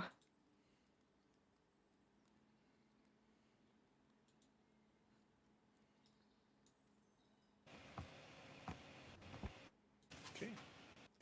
All right. So then, as all of you gather around the fire, it's up to you. Where are you going, and what's your plan? So, good night's rest, everybody. You're all feeling much better, I can see. And the little one over there, it's nice to see you. Nice smile this morning. That's everything looks a bit better in the morning. Kind of grins around, wide-mouthed at you all. All right, well, Quilp and Nelphy just kind of gives a stretch. So, all right, this vision that you said, you saw us and you were compelled to come and help us out. No one sent you, right? Just trying to clarify, covering our bases, you know. Well, I'd hate to be quite so conclusive as that, Master. It's as far as I'm aware, there was no one sent me. I mean, I'm not quite sure where the visions come from. I mean, some people might postulate that there was some kind of entity that was sending some kind of message, but I'm not sure I'm so certain about that yet. Maybe just might be safe enough just to say the universe wanted me here. Oh, and he's not for these on for a while. Grok will pull out his own fucking little beer bottle glasses, and say, oh, I mean, does this look familiar? And he'll show Quilt the parchment of like the cultist had. I'll take it and rearrange his glasses. Well, ain't that a thing? Well, this looks very much alike. I mean, obviously the vision was far more real, but it does capture a certain likeness of it. Indeed, that I would hazard a guess that's exactly the same place, friend Grok. I'll hand it back to you. Right. All right, well, I guess it's clear where we're going today. Do you know how to get there? I was about to ask whether you knew the place. Well, I certainly don't. We have a direction, though, right, Joe? Mm-hmm. Yep. Yeah. Okay, yeah, I it's, thought so. Southeast, closer towards the mountains. Gotcha.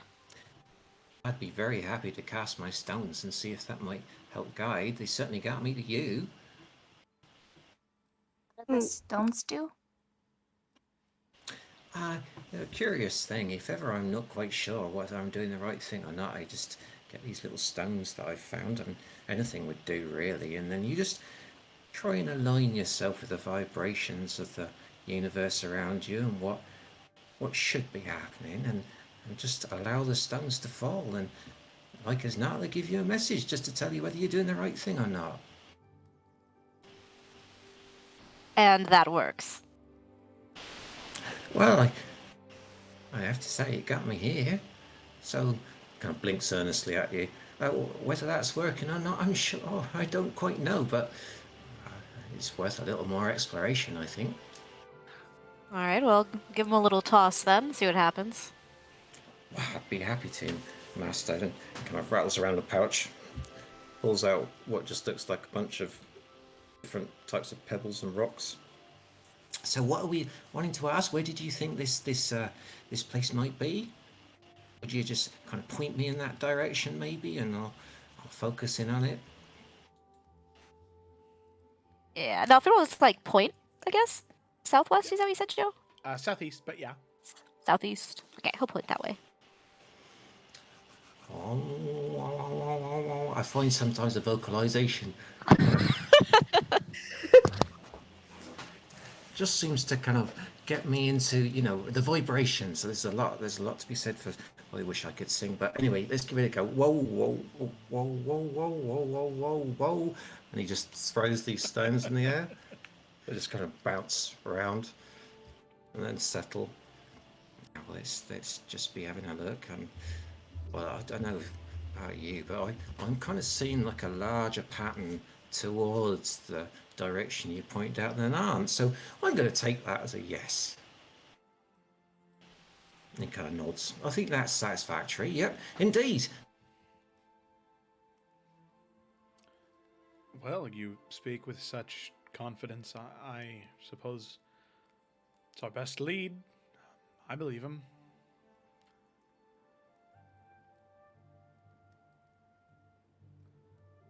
Maybe?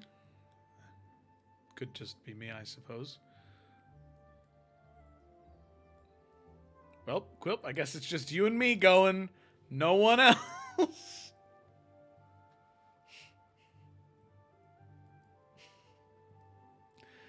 Please, anyone jump in whenever you want to. No? No? Hello? Did our internet die? Uh-oh. Okay. Hang on, let me... Hello, hello? Joe, you gone? Yes, okay, what about now? Uh-oh. Uh-oh. Oh, no. Come on.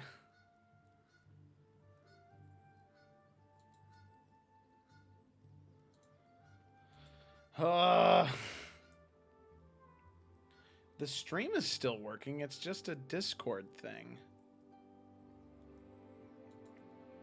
Sorry, everybody. I'll, let me get this going on here. Try, like, closing out a Discord entire... What's up? Okay.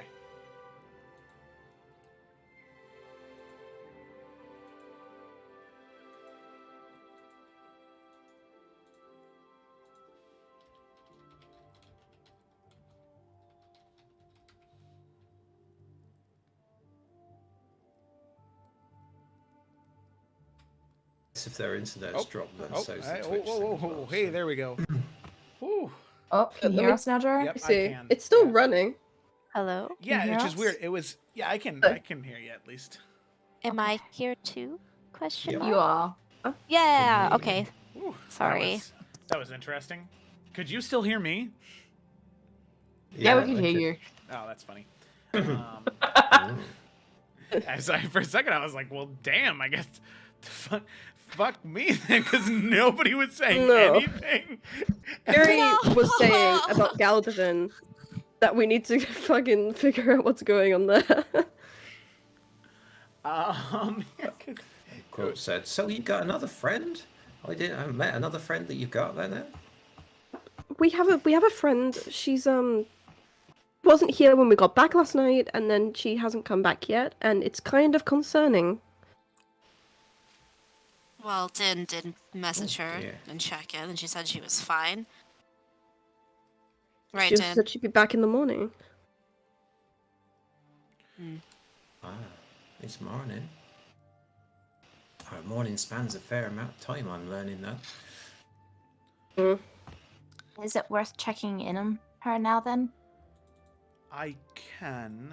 I just want all of you to be aware that if I do this, then I won't be as magically potent should we get into any other conflicts throughout the day. So it's a risk to do it now. Well, but That's a risk where we're going. no, I mean, if you're If she's in concerned trouble. about if you're concerned about that, just you lot can get going. I'll catch up. I'll wait for her. That's a good idea. Won't one of us will have the leaf, which means that the just be all out of what's is it a good idea for you to stay? I'll be fine.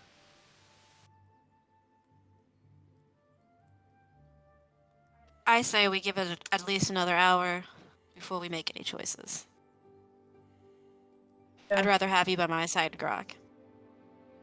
Not that I can't handle it on my own. I just like having you around. And Alphen will just like smile at Grok.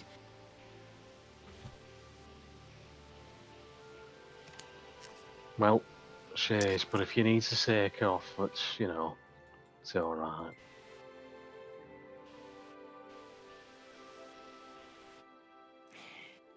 Yeah, no, he's not really comfortable just kind of like leaving Grok here by himself.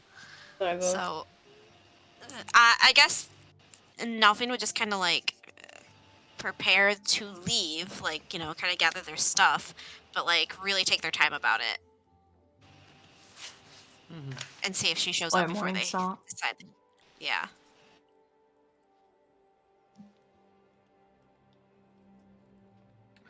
Okay.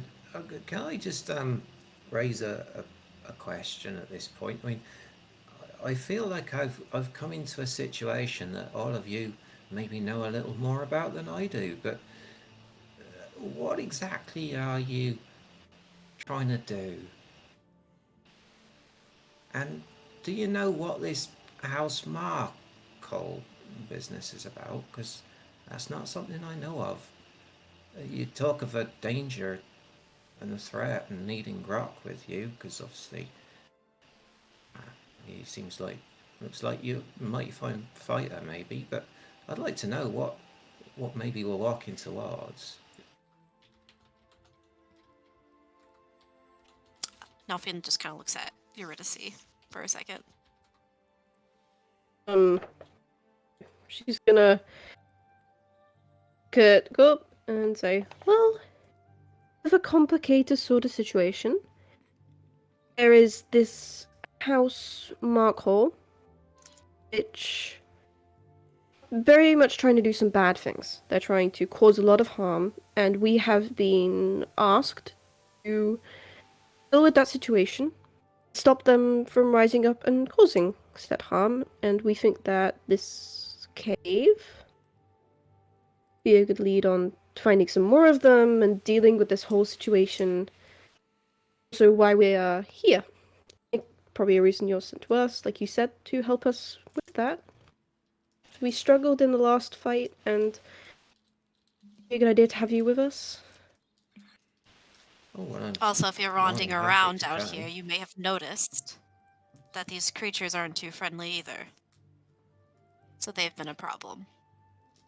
I have to say I was excited maybe to not have to deal with any problems really on my way down, and I'm not much of a fighter, but I'm more than happy to come along with you, because obviously that seems to be what I'm supposed to be doing. But what exactly is your plan? Is there some kind of leader of this House Markle, or some kind of item, or is the plan just to kill as many of them as you can? Because that seems a little difficult to quantify when we might have done Let's, enough, I suppose. It's a situation of kill as many as possible, more a situation of dismantling. Probably. There are cells that seem to be building up, and lots of them are focused around specific artifacts or items that are helping them. And we are trying to get to some of these items, and we're trying to stop this house from having the ability to get back to where it was. Part of it involves dispatching of them. There are also leaders we're trying to find.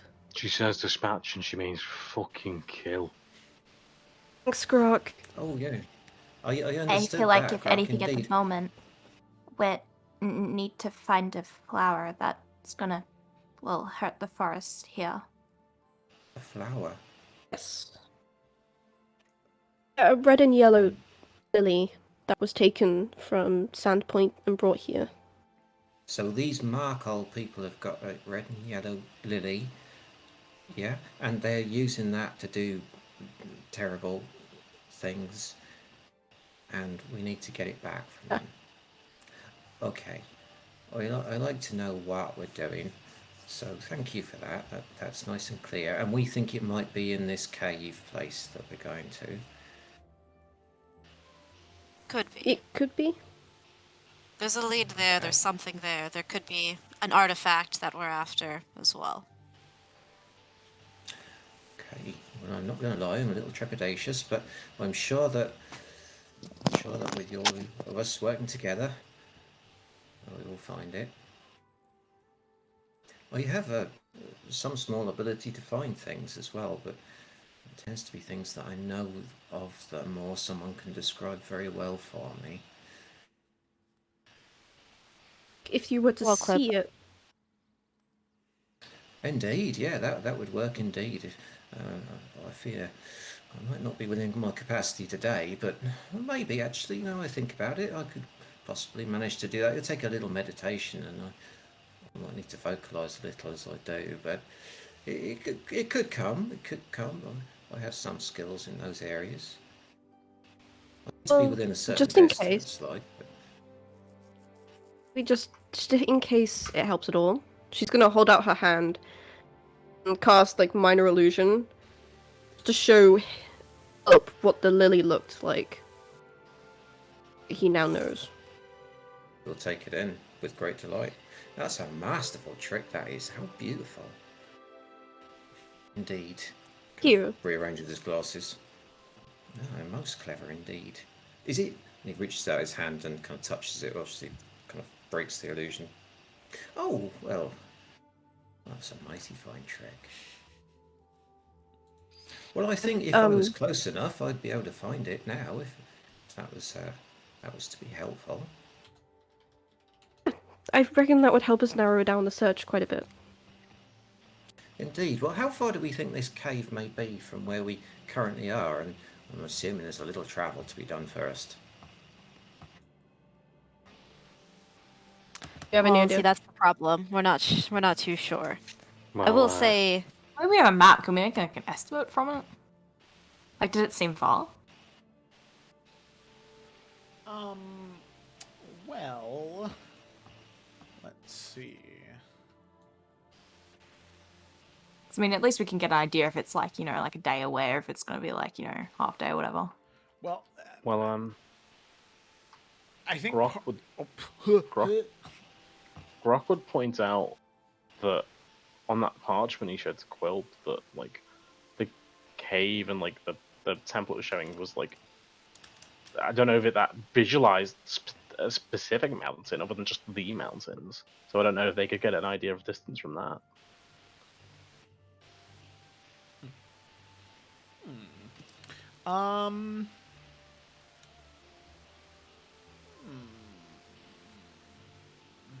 and we also still have the leaf, so no matter what, that'll help us travel at least a little bit quicker. Yeah, you'll be traveling pretty rapidly, so it's a little hard to tell duration.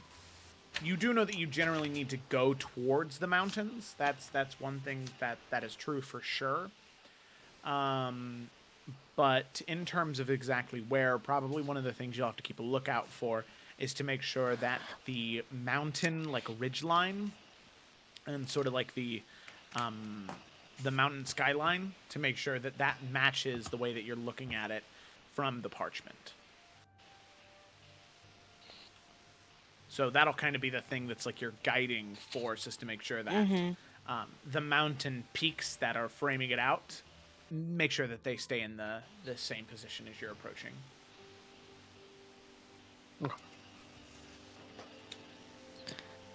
Well, maybe if we head a bit closer and then when we're within a more reasonable distance, we can establish our precise location, and then I could try and see if I could find that object. I figured I should warn you all. I know we're waiting for Geldervan for a bit longer, but she did warn me about these parts, saying, I mean, I don't know if any of you might have overheard, but there's, I mean, I know you don't see, like, you know, goblins as big as us every day, but she said there's a fair few around here, and there's a bit of a, well, bit of an argument going on. A few of them sound like, well, bad bastards. So, you see anyone who's not me or her, you let me know. Don't try anything stupid, just be careful. Some of them are sneaky fuckers and some of them are big fuckers. Either way, they're usually fucking bastards. Right.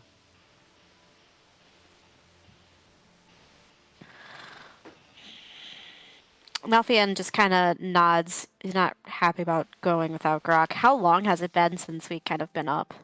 About 40, 45 minutes in that range. And she's still not here? Still not here now. All right. Grok, Is there some maybe- way we could try and find your friend?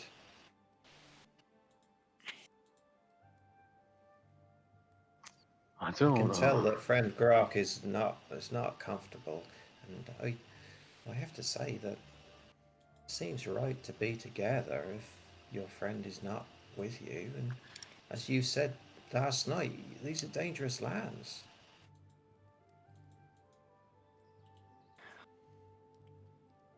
I'll tell you what. I'll only be a bit behind, and I'll catch up with you. Honestly, you don't. While I appreciate it, and he'll kind of. I don't even know how tall Croc is compared to Coil, but he'll like, try and be like, I appreciate it, and kind of like go to shake his hand and just be like,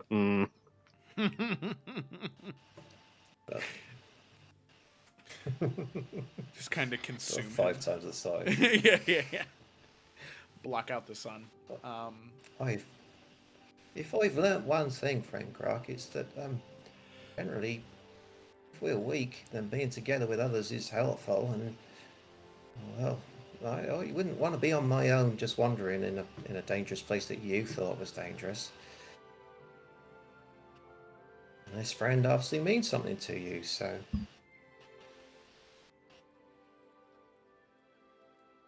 But if you're willing to stay behind, I don't know. Like, you know each other better than I do. Who am I to talk? I mean, I don't think these lot will say I'm the sharpest tool, but I'm definitely the fucking heaviest.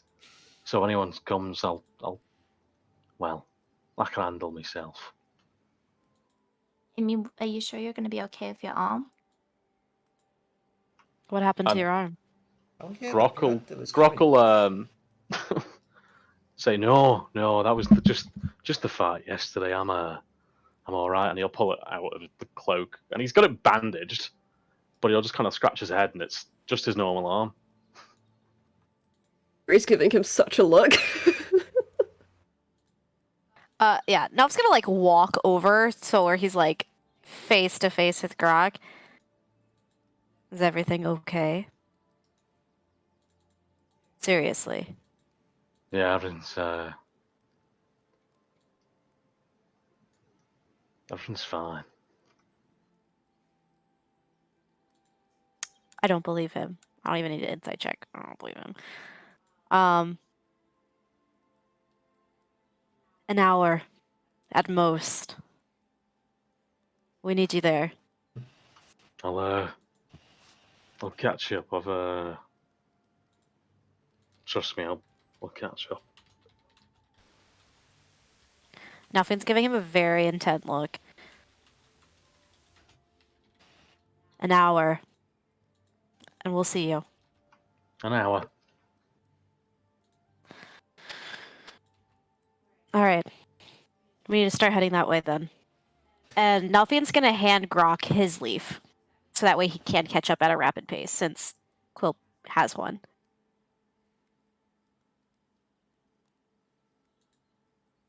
Quilt, and soon that will pop his leaf back into his hand because he was about to do the same.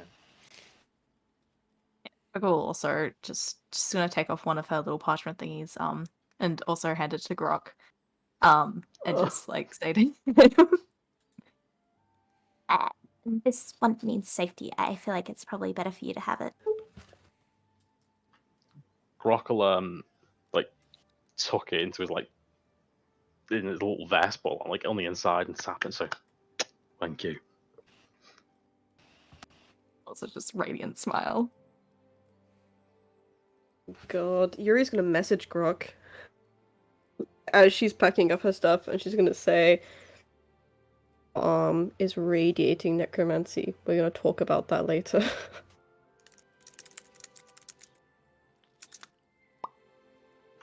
Grok just looks at her and blinks.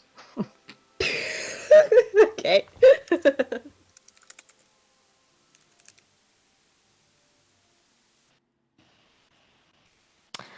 I Well, if guess. you're decided on this course of action, should we be, sorry, Master, indeed, should we be heading out? God, Nalfian's just like internally fuming. Uh-huh. Lead the way. Stare at Nalfian. Okay. Well, Quilp will start heading in the direction that's been pointed, kind of holding the leaf. I mean, like, how are horses? Can we just? Are we Are taking they horses like or not? okay? Yeah. You've got horses? And Grok will No, I mean, they so were we they need were pretty them, though. injured as well, so it's like I don't know. You know, I was travelling pretty fast without a horse. I wouldn't know what to do with one of those things. Big buggers they are. No, you can take mine just in case.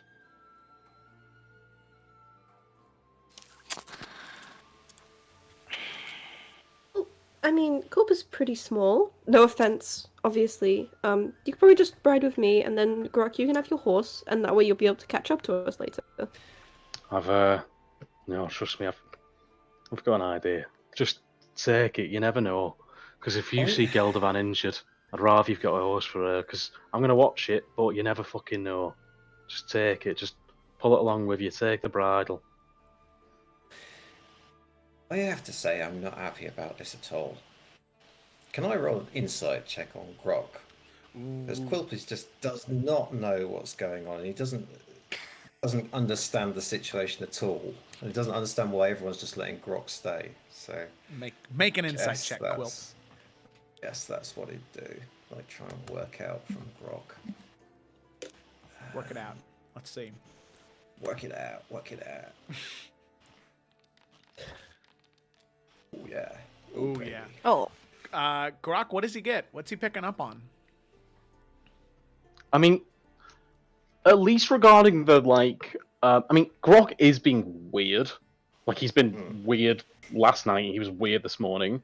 But at least regarding the catching up and not needing his horse, he seems completely on the level. There's nothing to pick up on there. He's genuinely on the level.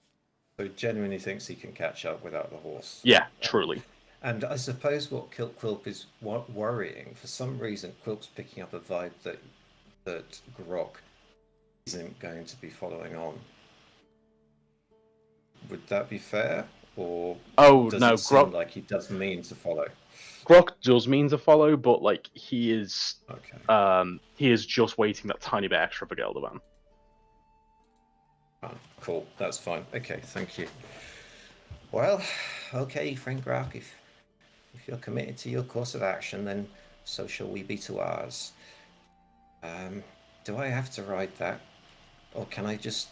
I mean, to be honest, I went pretty fast. Well, I mean, he's a nice horse, so I don't think it should be a problem. I've never ridden one before. I mean, I wouldn't mind if someone would, like, have me up on theirs, and something to hold on to. I don't think I could guide one and hold on to it at the same time. Oh, well, I can just tell him to be kinder. She'll already Well, just that's be a like naive passing trick speak as with well. animals. And just to the horse, just say, Can you just stay with the group? This person's not really used to being on horses, so they might be a little, well, not great at things.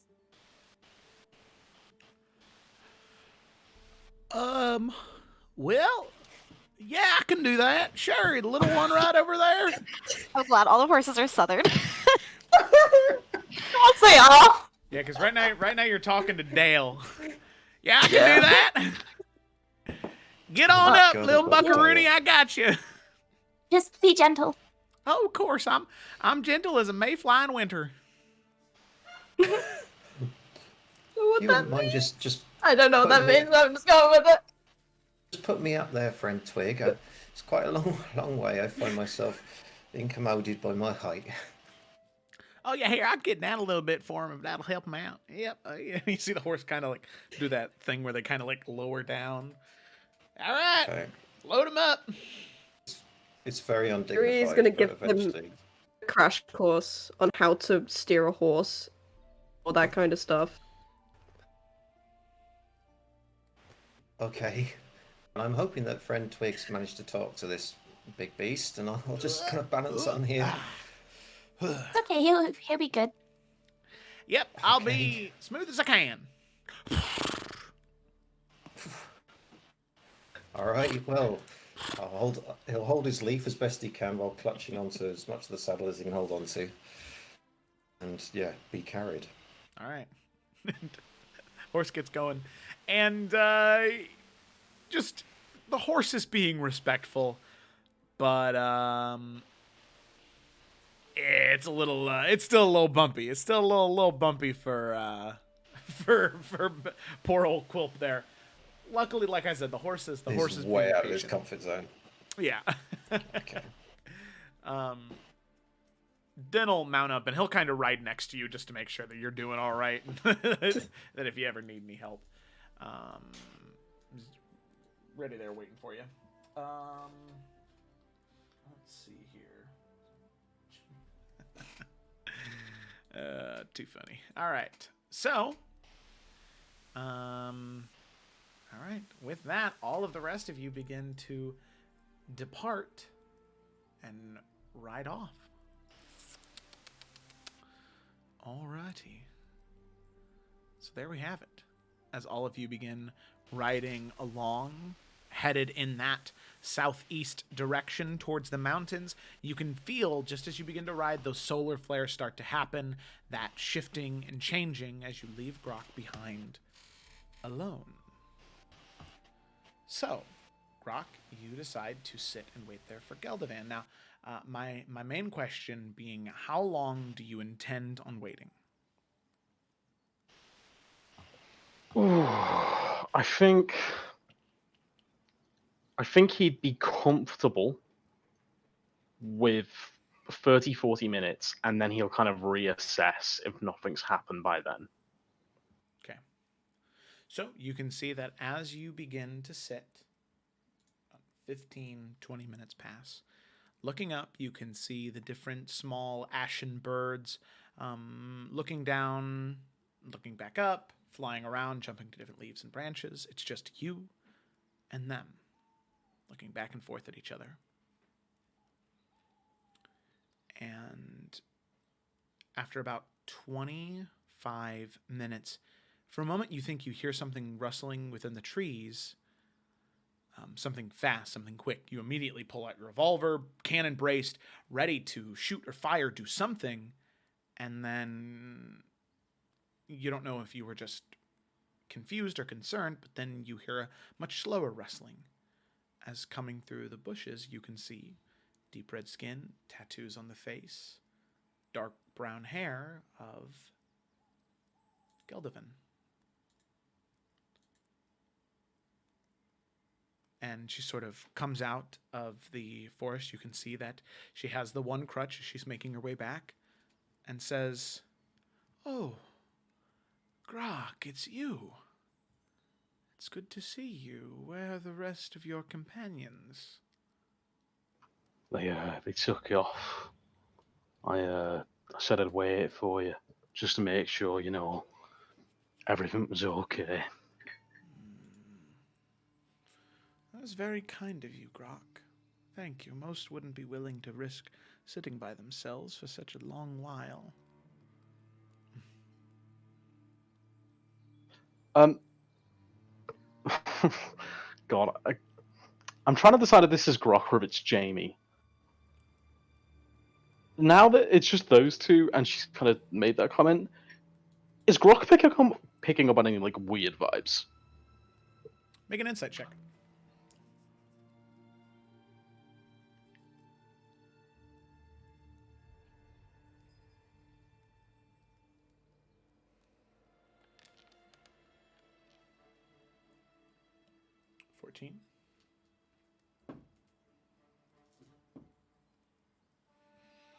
Not necessarily. She just seems really happy to see you.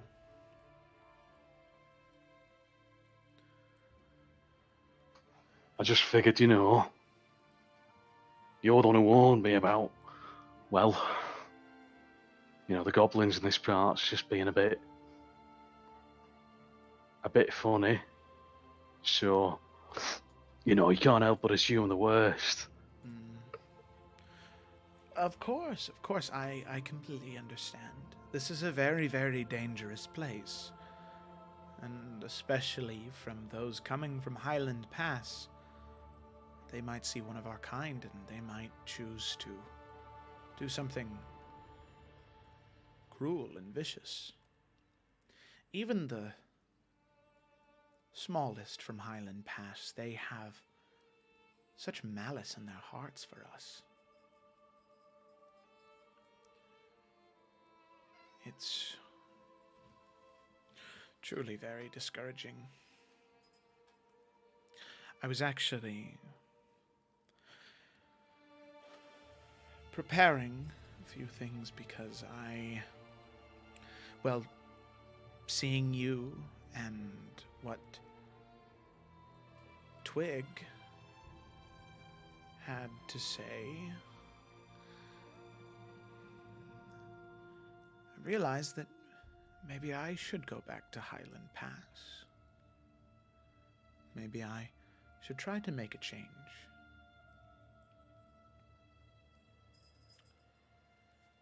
I've been trying my best from a distance, but most things need a bit more of a hands-on approach.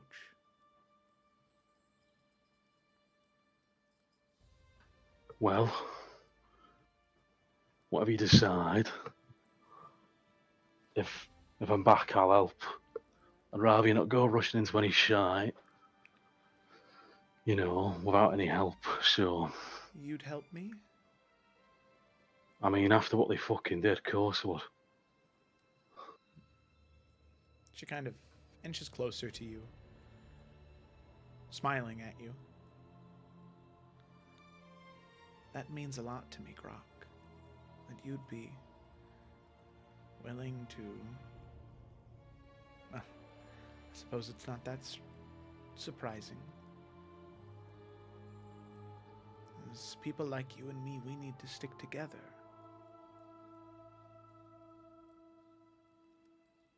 Those of us who are looked down upon, treated like second-class citizens, treated like monsters,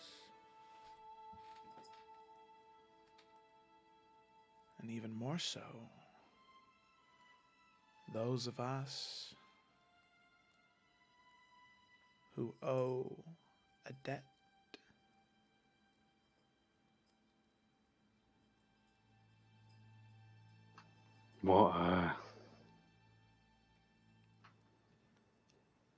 What do you mean?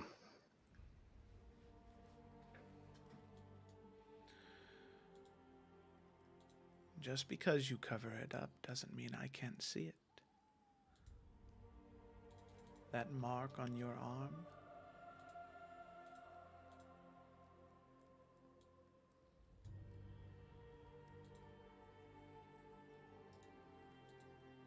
I know exactly what that is.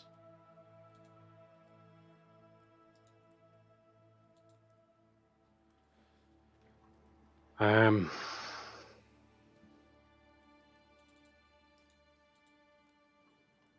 I think I'll get going now. I just want to make sure you're all right. Just don't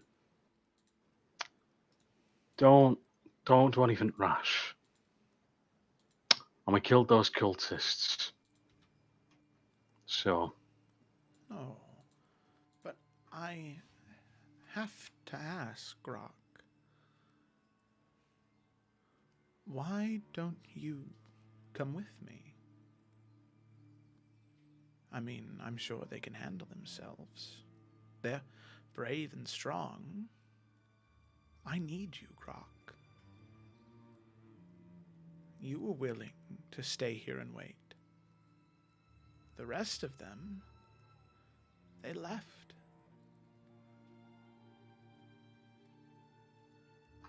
no. No, I chose to stay. And my mates need me. As much as I may have a debt, my mates need me. And besides, I made a promise. And Grok will like tap where Twig's little paper of like safety is, and he'll be like, besides, I know I'll be fine. Ah, yes. The runes.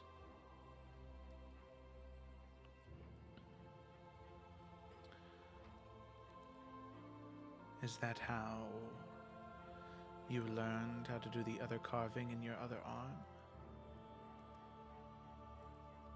I'd heard about knives like that before. Most people thought they were used for wood carving. But in all honesty, they were used for something much different.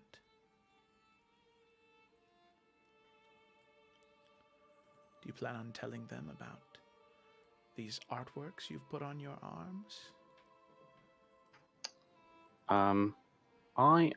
As she's saying this, I am going to use divine sense.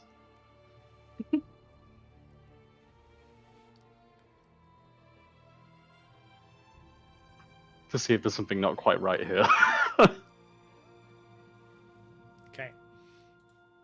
Because I don't know if there's like, I don't believe there's any like action he does. I think if he kind of opens his awareness to it, I don't know if there's like a Exactly. thing. Okay. I sent you a message on Discord. All your secrets. Always tell us. I have markings as well.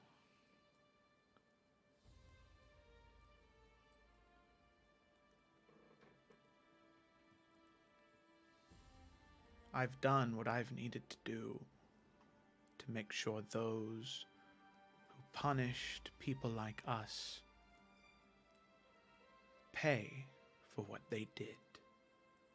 They don't deserve a second chance. They don't deserve kindness. They deserve the same pain they gave to us.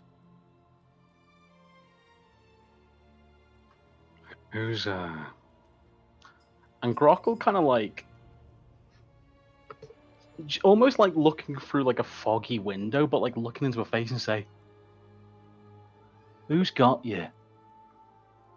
Who's telling you this shit? Who's in there? Who are you?"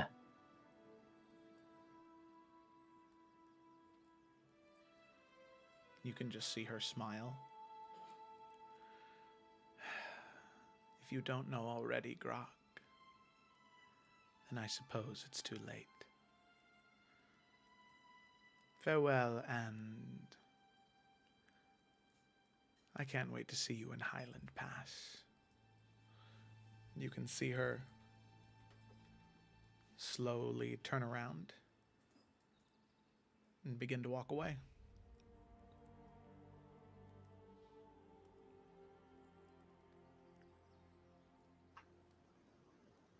And Grok's gonna. Grok will shout after and say, I won't hurt you, but I don't want to have to stop you. Don't come near my friends. You can see she's kind of facing away or her back towards you, but she looks back towards you.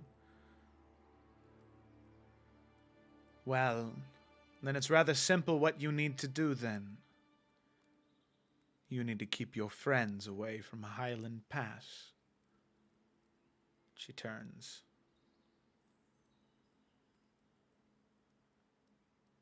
I think it's in their vested interest. I think it's in all of your vested interest to stay away from Highland Pass.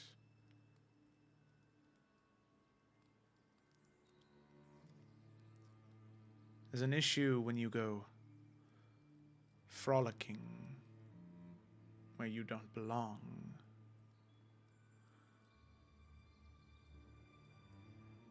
You might stumble upon a bug, a flower that may cause harm that you didn't know was there.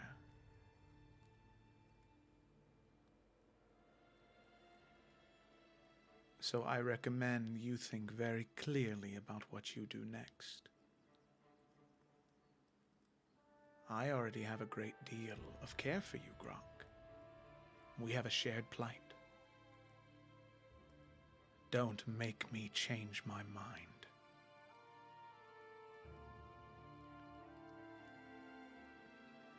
I think at this point, Grok is kind of just like, it's not in a memey way, but he is that literally that woman with the algebra going past him, and he's like, huh? Mm-hmm. Just super confused. And he's just kind of a bit slack-jawed, like, not knowing what the fuck is going on.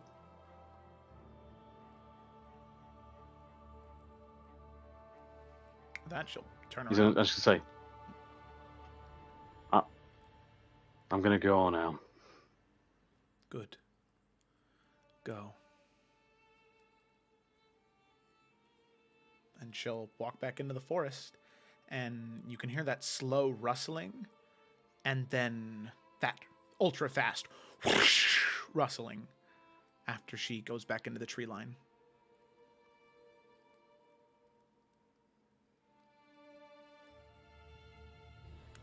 Shit. Okay. Well, in that case, Grok is going to cast Find Steed. Okay. Hell yeah, man. So you cast Find Steed. You have to sort of kneel down for a minute, take the 10 minutes to cast it, and what you end up conjuring is there anything specific about it, or is it just this like massive sort of vicious looking the thing that you told me? Or is there any specific twists or turns you want to add to it?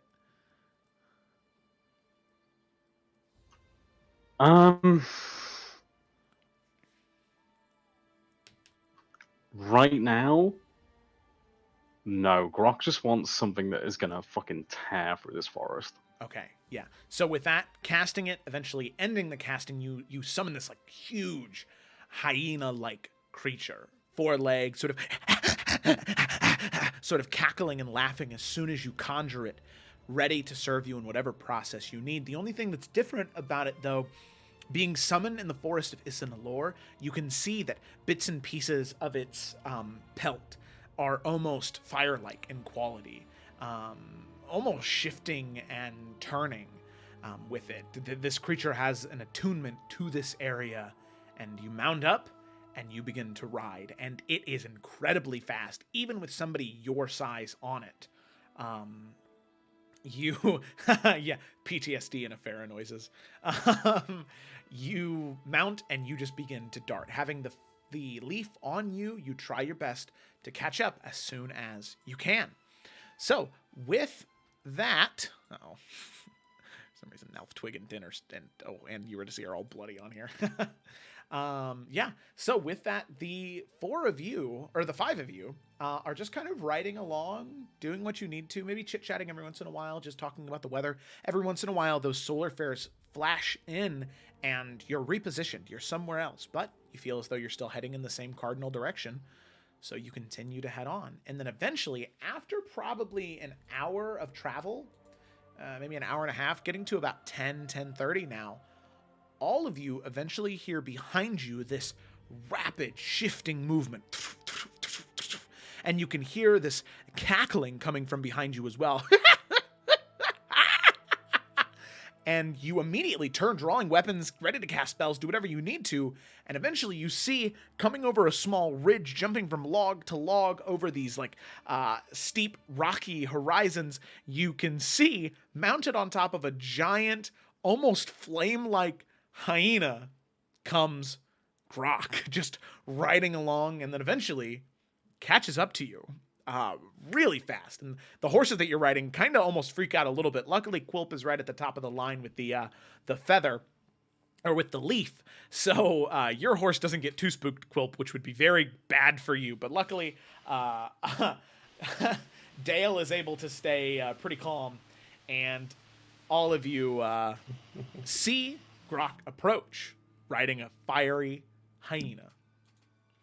What the fuck is that? Grok will kind of like. I don't think Grok has to be like gentle with something like this. He can like slap it on the side and say, "This is Sroz. Sroz has agreed to take me through here and catch up to you lot, haven't you, mate?" And he'll kind of like slap the hyena on the side, just like in like a friendly way, but like, do you know you can play around but with a big dog? Yeah. Ah. Aha. That is Terrifying. Delvin's mouth is like half open right now. And did she show up? Well, yeah, she did. Is she okay? In the way we thought, yeah. In other ways, no. Did something happen?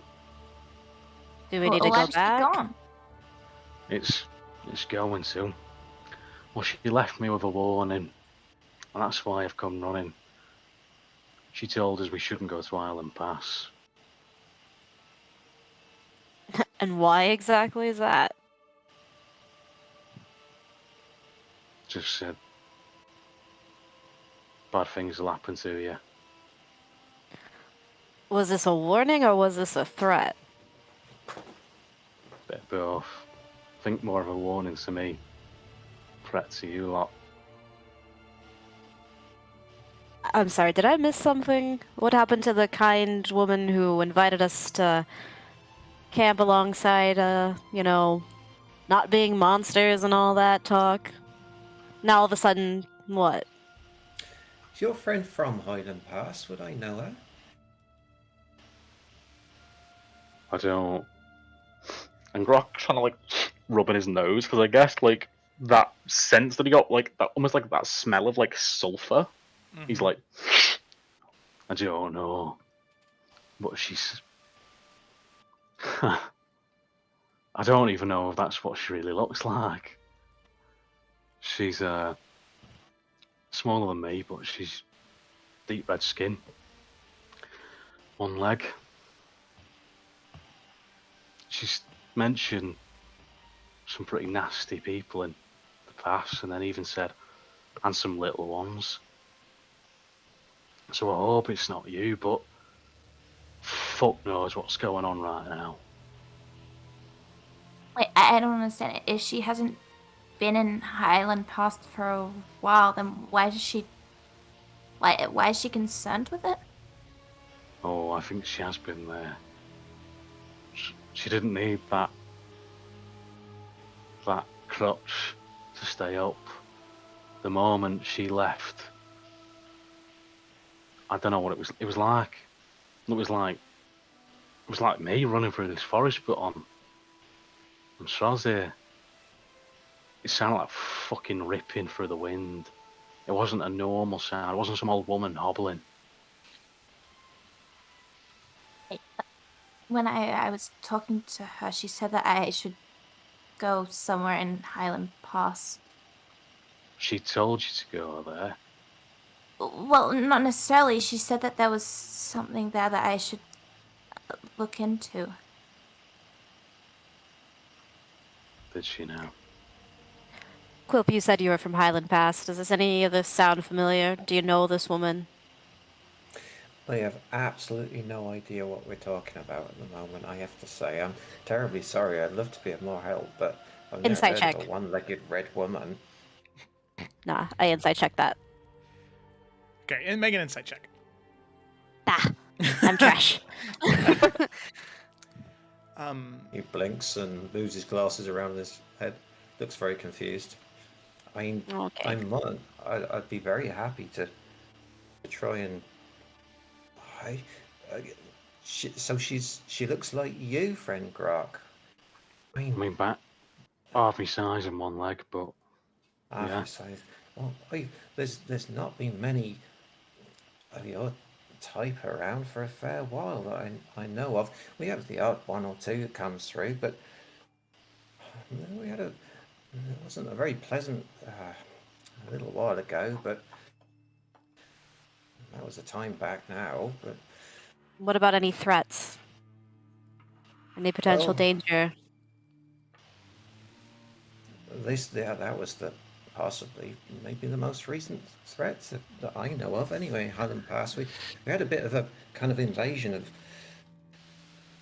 of folks that look rather like you, friend Grok, and caused all sorts of trouble, it has to be said. And it really was a most unpleasant time to be trying to live in Highland Pass, but eventually I don't know. You've obviously never been to Highland Pass. It's a strange place. It's got all sorts go there from all over the place, and different types, and everyone just kind of rubs along. But these folks, they seem to want to kind of take over a bit, really, and eventually the town guard and the local militia got together and said no, thank you, and it was horrible.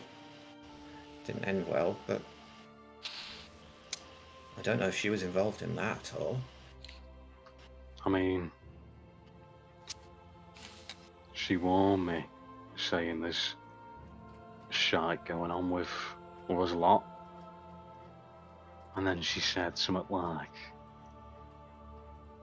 you know what to do and which side to be on. And I said, well, yeah, we're my fucking mates.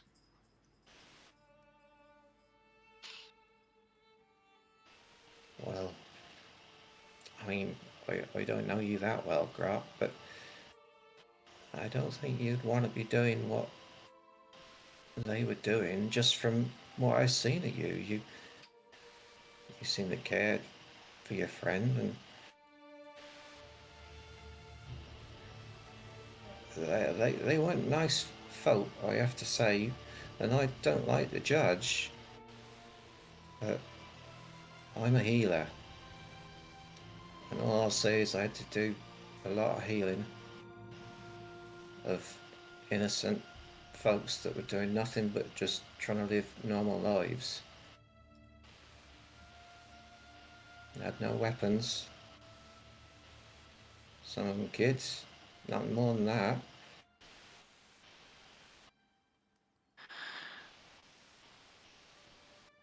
Right. Wow. I think everyone needs to keep their eyes out, and looks like things aren't quite as they seem anymore. Yeah, I agree. I'm glad you're alright. You're cutting it close on time, but at least you made it safely back. I mean, Grok's... I don't know how to describe it. I mean, he looks off. Like, Grok's Yeah. normally, like, you know, he's not cocky like Nalfian, but he's like confident because he'll just smash it. But he looks weird right now. And he'll say, I'm fine anyway. Let's get going.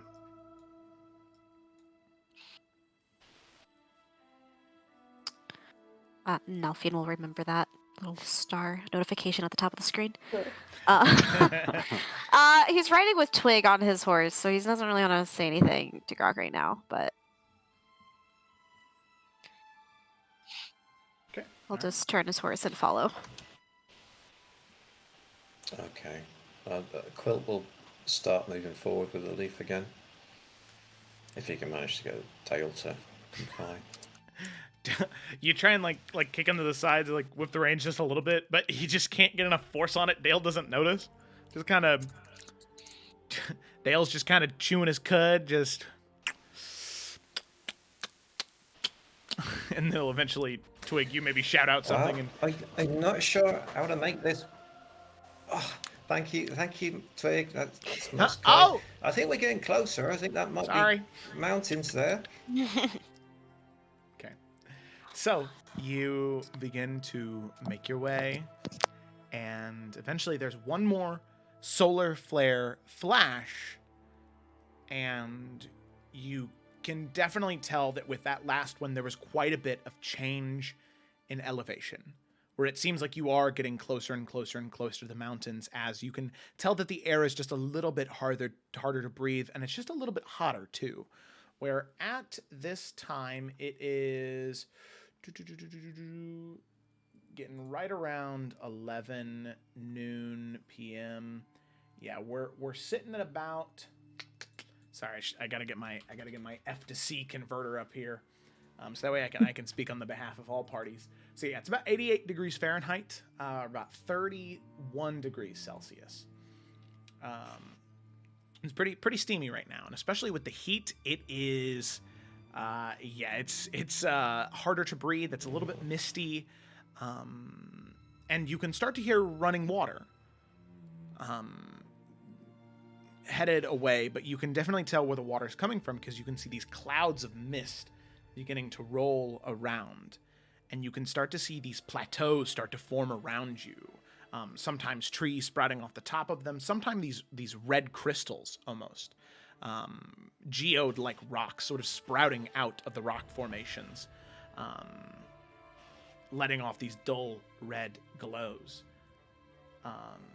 But as it is sort of midday at this time, you can also see that the trees are a lot thicker in this part as well, but they're giving off a red hue to everything, where everything is just slightly tinted that reddish orange color.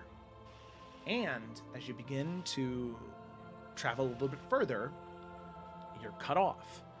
Right in front of you, eventually, you get about as far as your horses and your mounts can take you, as you can see that you eventually get to a dead end where surrounding you on all sides, aside from the direction you came from, is about 45 feet of some type of cliffside stone wall.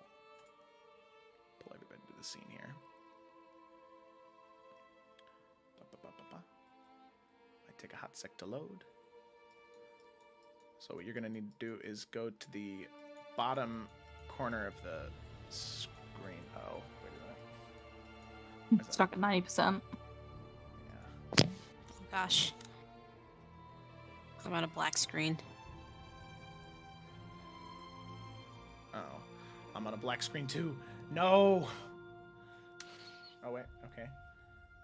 More people getting there. No, come on.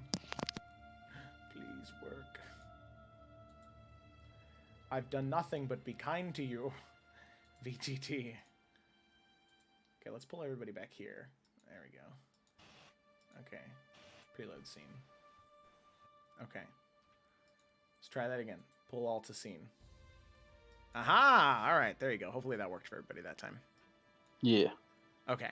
So if you go to the bottom left-hand corner of the screen, you should be able to find your tokens down there. Oh, yeah.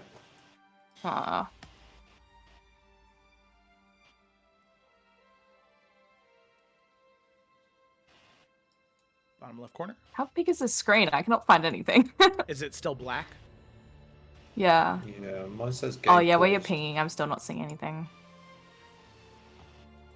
I had to zoom out a lot and then go to the corner. Yeah, I'm looking at where you're pinging as well. Is that like where things are? Right down here. Yeah, that's still black for me. Oof. Maybe reload. Yeah. But I had to like zoom out.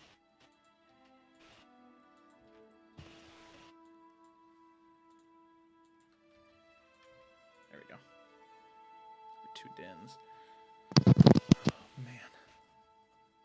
VTT's just given me a hell of a troubling time today. Technology, man.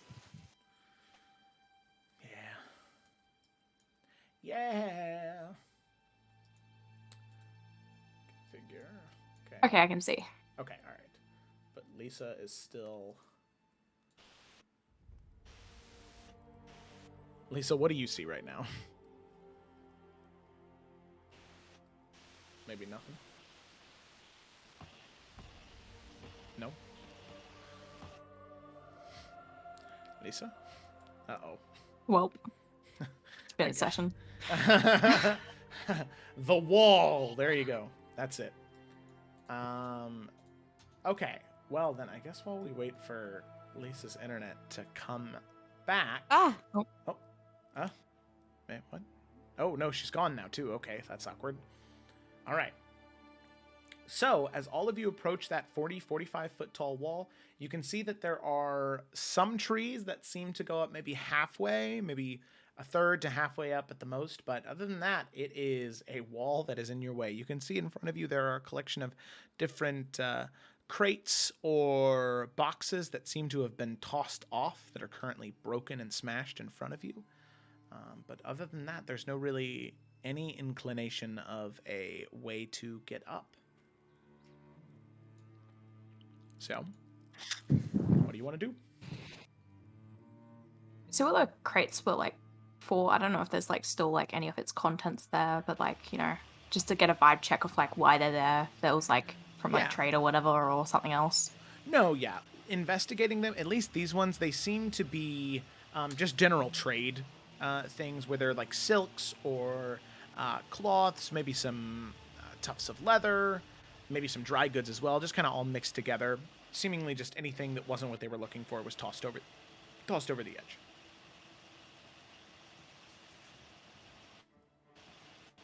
So this is a wall, like a made wall rather than a cliff edge. It's not natural. No, it is natural. It is just about 40 feet tall, and yeah, it is naturally made, and it kind of entraps you in this half circle, where the only way really back or around is back the way you came. How tall is it? It's about 45 feet. Okay. Okay. Is it climbable? Yeah, you could certainly try. I can try and get eyes up there first before we try climbing anything and getting ourselves in trouble. I think that's a good I think idea. that sounds useful. And so she will summon Beast, but this time the air version. Ah, okay. Ooh, what does that look like? Sorry. It looks like all you gotta do. Okay. Also, I think sorry actually to start say- this out here. Lisa says she wants to cast Fly on Grok too. Once after she just texted me, after Twig gets visual as to what's going on up there. There you go. Okay. Okay. So you conjure. If you click on the link, it'll have you download a photo, and that's what the thing looks like.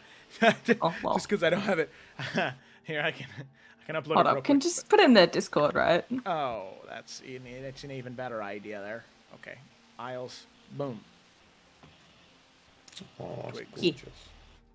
Owl friend. Hell yeah. So, as you are conjuring and eventually you cast the spell and you summon that owl-like creature with, instead of the wisps of purple and blue that it does, given the fact that of where it's at, the edges of its feathers and tails are tinged in a reddish burgundy color, and the eyes are kind of wisps of smoke as opposed to wisps of that like bluish fog. And summoning the creature, you send it to fly up to take a look around. Yeah, just to like carefully like kind of get up there, not fly too high so it's noticed or anything.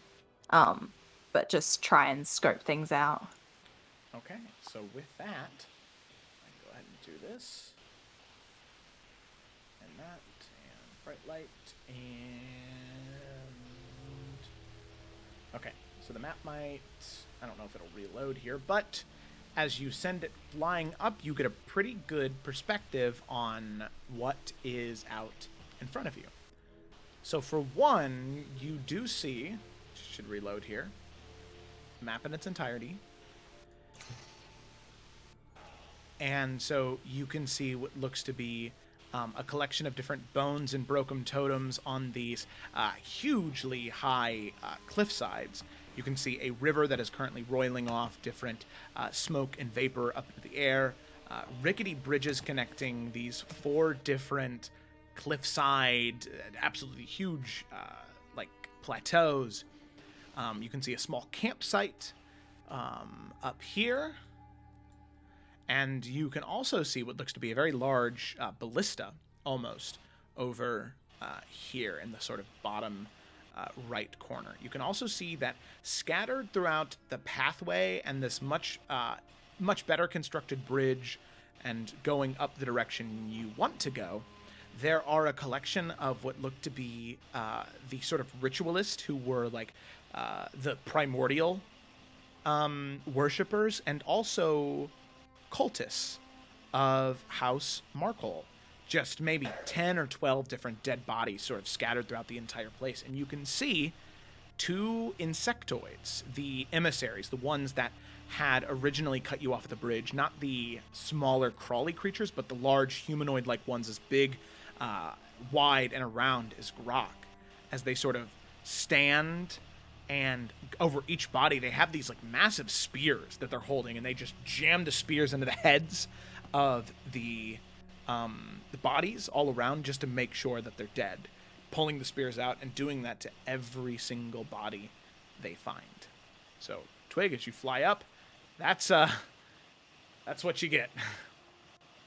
Yeah, relay everything that she can to everyone.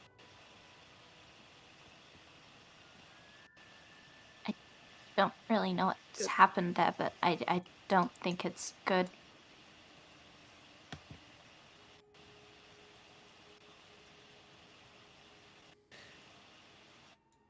And does this look like the place where we're supposed to be going, friend Twig?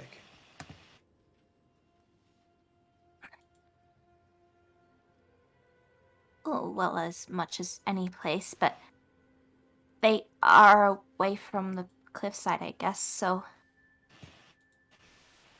Well, so I'm just realizing, someone based, it wouldn't be a telepathic thing, it'd be like, it's just able to... Oh shit, I don't think it's even able to communicate. Maybe all of that would have just not worked. Well, it's good enough for next time. I thought you could do the, like, see Oh, through fuck, it. wait. Well, because this isn't Find Familiar, this is Summon Beast, right? No, but it can... Yeah, shit, it only understands my languages, it doesn't speak them. Oh, fuck, I'm sorry. That's okay. We live and we learn. This one time, it was just super attuned to the connection between the two of you. Well, I mean, I can see that it's come back fine, obviously, so it hasn't been, like, shot down. Yeah, and at this point, you would be able to hear the sort of, like, thrusting of spears into flesh and the breaking of bones and the chittering of the bugs, so you'd be able to hear that. So you could put 2 and 2 together. You fought these things before? Strange insect creatures. We have. They're annoying.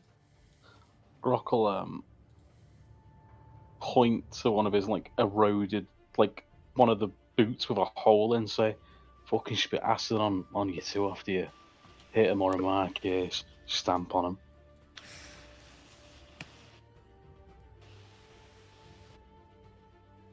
Well, we need to get up there somehow, so ideas? Well, can cast fire on myself, or even on Grok.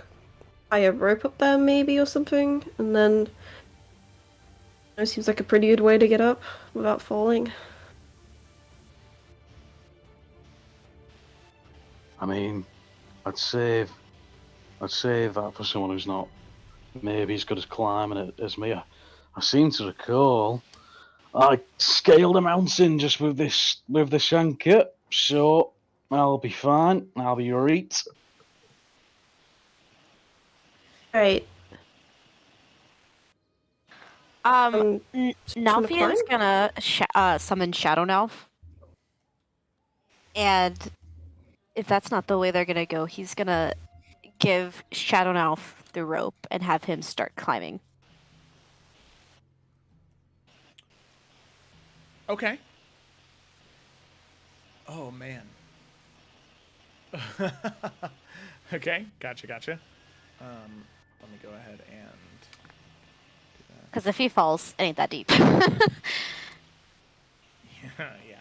Yeah. Okay. So then for Shadow Nalf, go ahead and make an athletics or acrobatics check. I'll go acrobatics.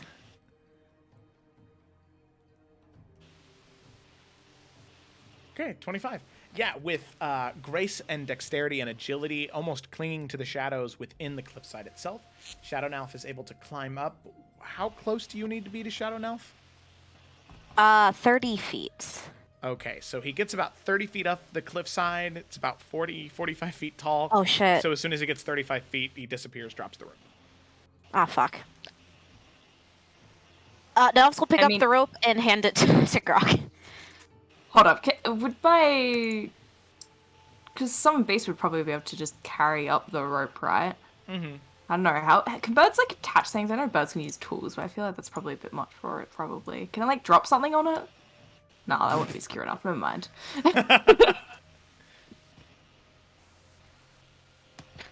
I mean, Nalfian would totally spot Grok if he wants to start heading up. And I'm sure vice versa. Because if we can get a rope up there, that'd be the safest bet. And then everyone else can use the rope to climb up. Okay. Alrighty, so then Grok, you're going to start climbing? Yeah, he's gonna use a kind of like piece of shit dull knife he's got in his boot as almost like a python, just like stab into the rock as he climbs up. Okay. And use that. But Okay. yeah, he's gonna start scaling. All right, go ahead and make an athletics check for me. Or acrobatics, if Grok wants to try and be dexterous. Oh, absolutely not. He is pure Just strength. as Grok gets to the bottom and is just about to start off, Quilt would have packed him on the shoulder and said, "You got this. Just feel your way into the rock, friend Grok," and cast guidance. Hell yeah. Hey, all right, go ahead and roll that d4.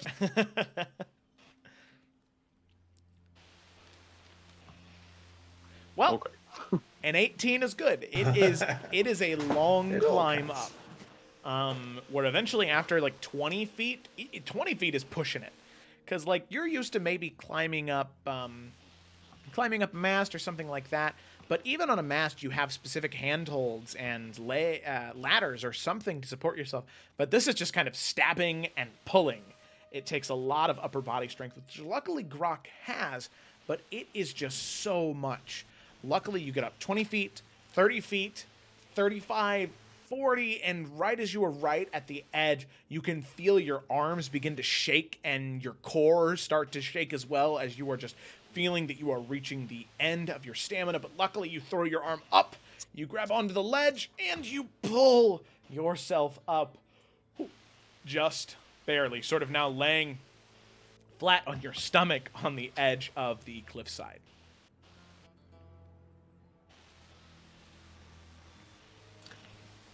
So, Grok, you made it. Do I see those things over there? From this point, if you were to move just a little bit closer, like say there, I would say you could probably see them pretty clearly as they're sort of moving about different directions. You can see they fly up maybe 10 or 15 feet, just kind of jumping and then landing, using their wings to kind of fly away and then land to make sure that they're getting every single body multiple times. Okay. In that case, I'm glad they cannot currently see me, because Grok would not be going over there. At least not yet. Okay. He would be finding something as close to the edge that wouldn't kind of like... Something as close to the edge as he could that would be secure, that wouldn't like rub and like fray against the cliff edge, if you know what I mean. Okay, yeah. There's probably... Yeah, you can find like a jutting out rock. That seems to be enough where you can tie the rope around just for a little bit of extra weight and support. Then he'll do that and kick that down. Okay. Alrighty. Sounds good. Kick But it down. he's not talking, because obviously those things over there. Okay. Alrighty. Is the rope down? Yeah, rope falls down into the ground. Okay. He would stay like right by the edge here. Oh, that's weird. And he'll resummon Shadow Now to stand on either side of the rope, and then just kind of like gesture for everyone else to start heading up. He's gonna kind of like be the spot at the bottom. Quilp will stand next to you now, and everybody that goes up, he'll just pat them and go, "Be the rock, be the rock, just feel your part of it." And it's giving everyone guidance. Oh, amazing. Hell yeah. All right. So then Den will go, and what does he have that? Turn that off. Okay. So he'll go ahead and make an athletics check. Actually, he'll make acrobatics because he's proficient in it. So acrobatics. 15. Add a d4. Luckily, he's got the rope. Okay. All right. So 16. That'll do. He gets up. Boop, and stands right next to you, Grok. He'll kind of step away a little bit. All right. Who's next? Yes, Twig will go up, and it's not going to do anything, but she's just going to get her spiritual beast to just be like flying up as like next to her as she's going up, just for the comfort, you know. Little cheerleader, yeah. Yeah. Yeah, not like it's going to be able to do anything as she starts falling, but you know. Okay. And then add a d4. All right, 17. There we go. All right. Hey, Joe. Yeah. I think the moving clouds are what's causing Lisa's screen to bug out. I don't know if you could like turn the animation on them off, or... Yeah, I can just turn off the cloud effect, yeah. Okay, sorry. She's messaging me, so we're just trying to figure it out. No, yeah, here, let me turn both of Can them. you hear me? Oh yeah, we can hear you now. Okay. Oh, we can hey, hear you. yeah. BTT is just not, and then it like completely broke my entire computer for a minute. Oh, God. Okay. Ooh. Well... Yeah. You're next going up. Quilp gives you a pat. Feel it rock. You're there. You're one with it. Guidance. Right. Okay. Get on my sheet. If it helps, just hum quietly. The vocalization does help. Right. Yeah. She gets nervous. She's gonna, I don't know, hum one of the songs that she danced to with like Mackie or Nelfian. What check do I make? Either athletics or acrobatics. It's up to you. Ooh, acrobatics. All right, make an acrobatics check. Can't see what I rolled, so 19, and 19. Add a d4. Oh, can you roll a d4, actually? let me see. Do you have the... Is it going to let you? Hey. Nice, look at that. That's an unnatural Yeah. 20. Dirty 20. So, yep. Climb up the rope. You are good to go. Nice.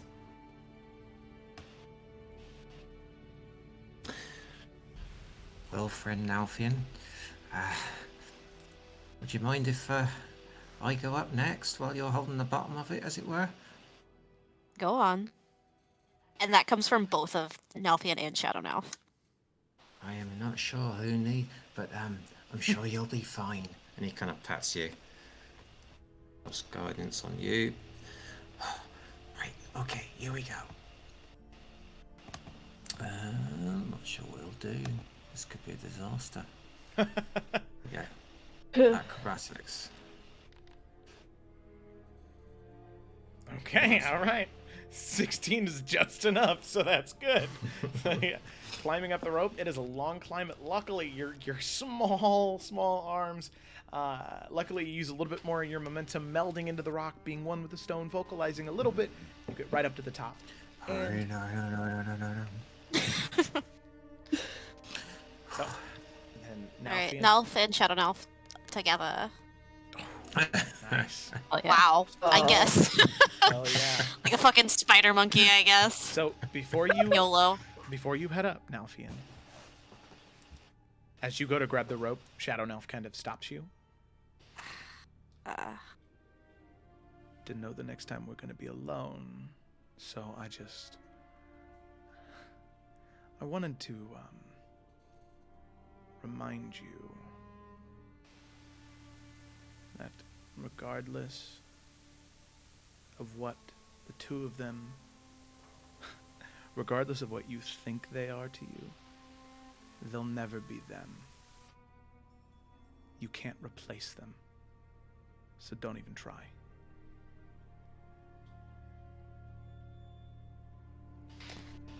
I'm pretty sure the last time we talked, I told you to shut the fuck up. And Nelfin will dismiss him. Right before you dismiss him, he says, yeah, well, that wouldn't be very much like you, would it? And that gets cut off right there at the end.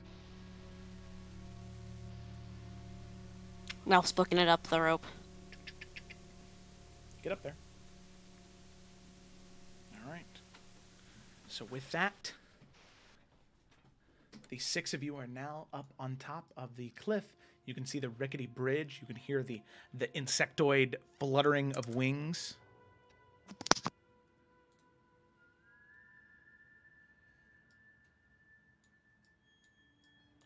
What do you want to do? Is it just the two of them? Like, Nelfin wants to kind of, like, survey what's going on up here first. To catch and kind of clock in any movement so we can get a number. Go ahead and make a perception check. Ah, well, he's Almost distracted. Yeah, you're coming off of that a little bit. A As little far shitty. as far as you can tell, just the two. Okay. I mean, I could always distract them.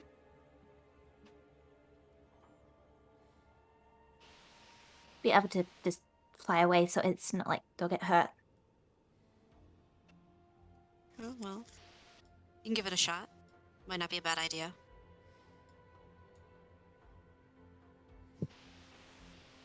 And oh, on the move. It's kind of helpful. Okay, so I'm just gonna get the summon base just to fly over to the one that's on the left here.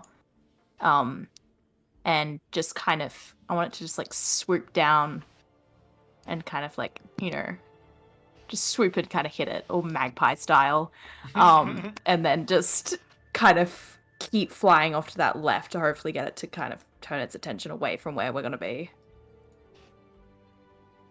Okay. All right. So it comes down, swoops, smacks it in the head, and you can see that it. Can that be like a full-on surprise attack? Because I mean, it can do that. It can do like a flyby, so it doesn't get its opportunity attack or anything. Yeah, sure. Well, then if it's trying to go for a surprise attack, it needs to make a stealth check first to make sure that it approaches stealthily enough. If you're actually trying to get some shit, yeah, damage that's the off thing. here, yeah. Okay, maybe not because it's only got a +0 to its dex. Hey, it's up to you. It's up to you. It's fine. It would just be like a little magpie, just like a little like kind of like Little swoop real close to it, like Okay. just centimeters away from its head and just go off. Okay. So then it goes and flies off, and you can hear the creature just sort of chitter and exclaim, just, and you can hear it fly up a little bit, and not that any of you can really see it. Well, yeah, actually all of you would be able to see it. You can see it pulls out one of those spears and just chucks it at the creature, trying to spear it. AC of, oh geez, what's the armor 13. class? 13, okay. Oh yeah, that's a 25 to hit.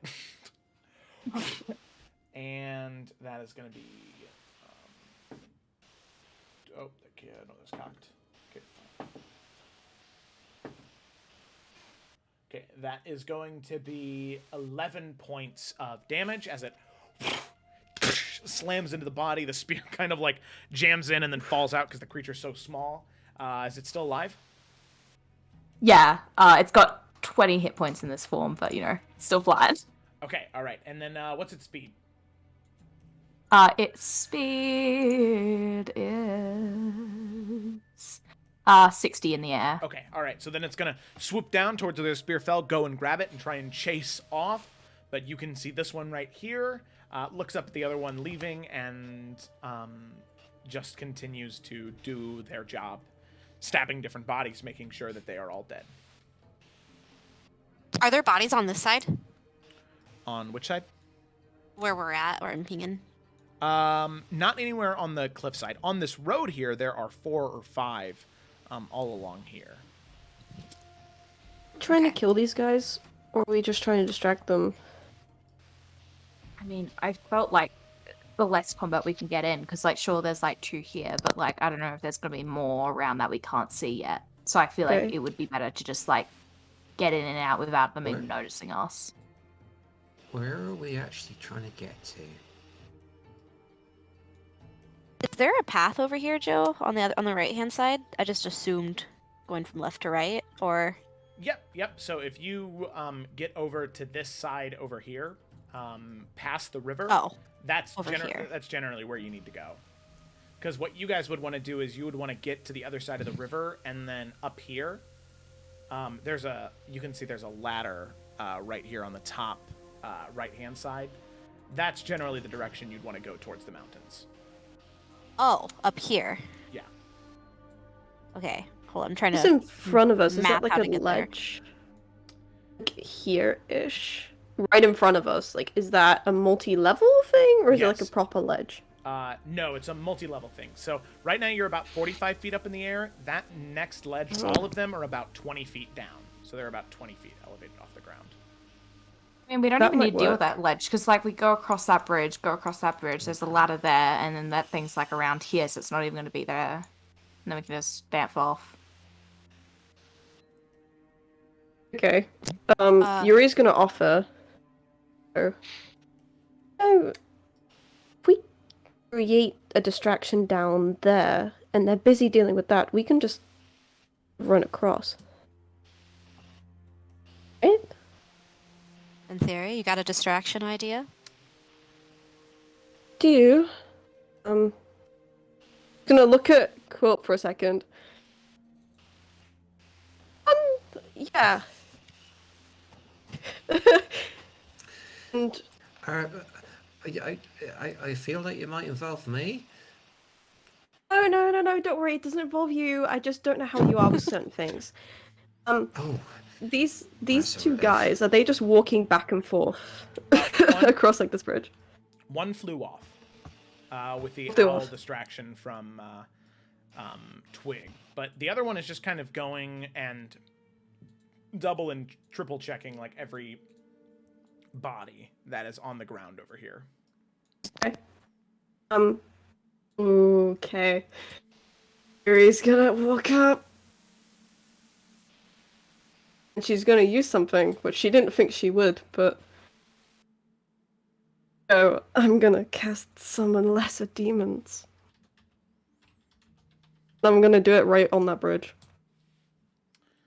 All right.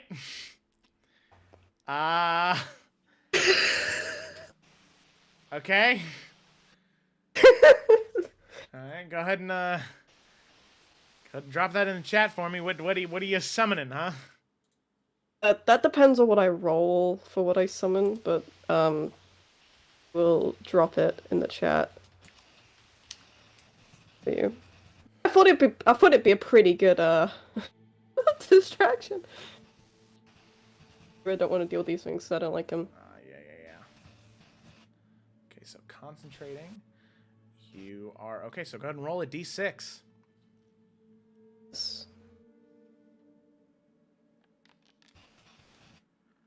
Okay, so that will be 4 demons of half challenge rating or lower. Gotcha. Right where this guy is, literally, Yuri's gonna walk up and she's gonna pull out a vial, her like bag, and it's got a deep red liquid in it. she's gonna like take that out and gonna put it on her hands. And right where this guy is standing, there's just gonna be like this ring of like fire. And these things are literally gonna just crawl out of like these cracks that form and start attacking this dude. Okay. Let me just go ahead and do this, and challenge rating 1/2, and filter monsters, and what is being summoned? Okie dokie. Alright, well. You're gonna summon 4 of these bad boys.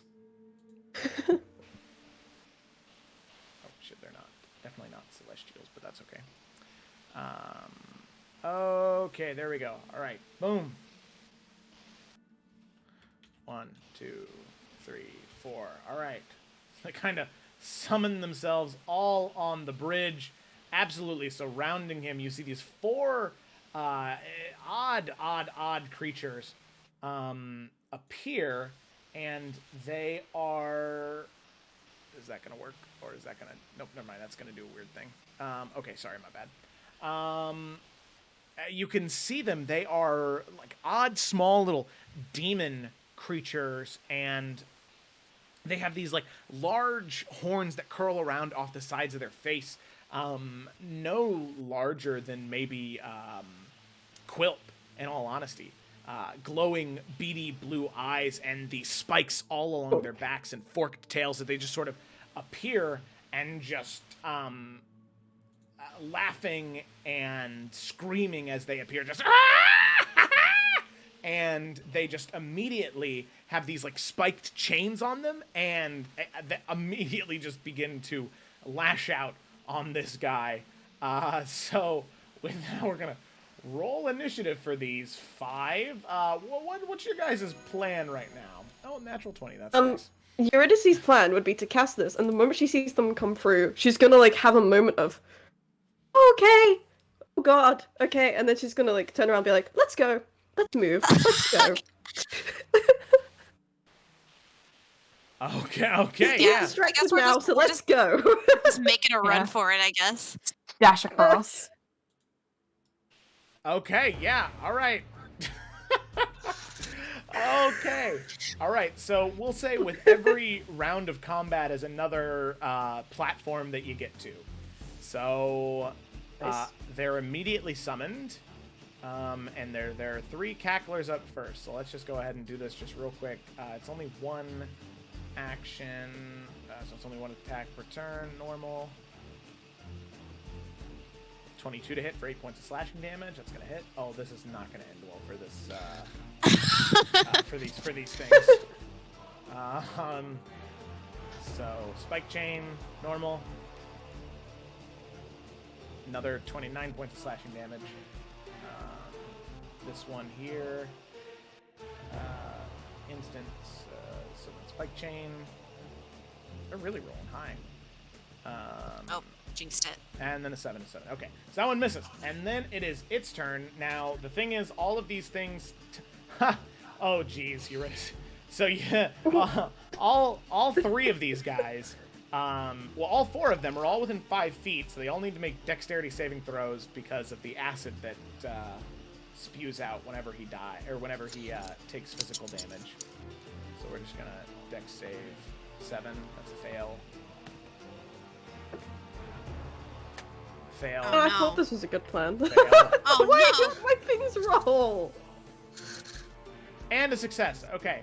So these ones all take a d6 of damage. The other one takes none. So that's 2, 5, and 5. All right. Minus 2.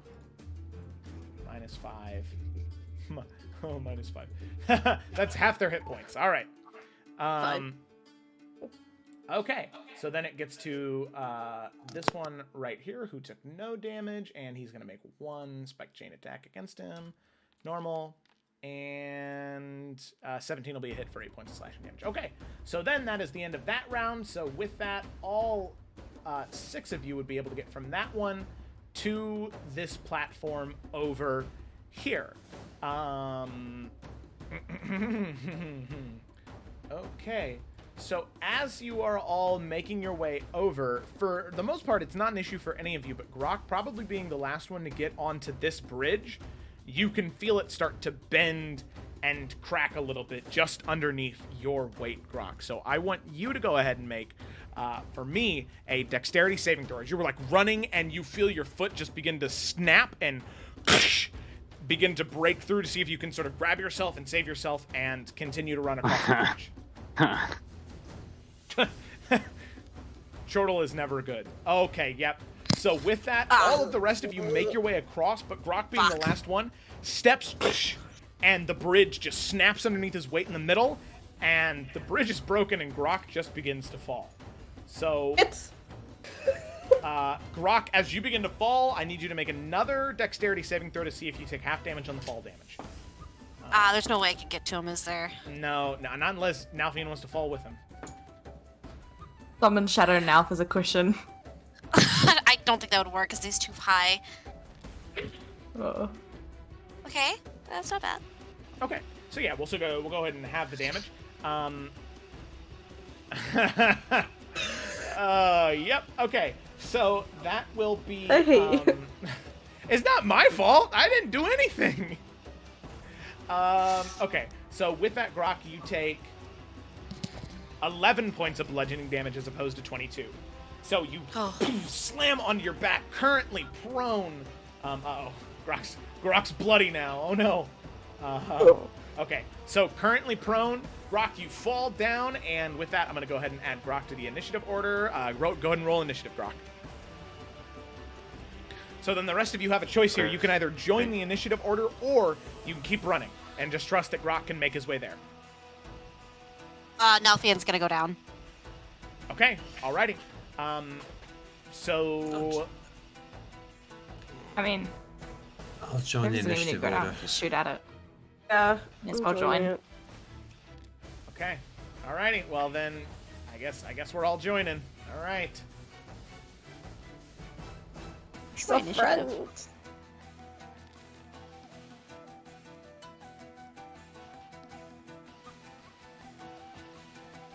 Okay, and then just need Eurydice. And okay, yep, there's. Well, when it lets me go back to the scene. Oh no. Okay, here. Let me. Okay. Well, I don't want to. Yeah. I don't want to mess things. I'll add you to a combat status. Okay, there you are. So now you should be able to roll initiative, and hopefully it doesn't break anything.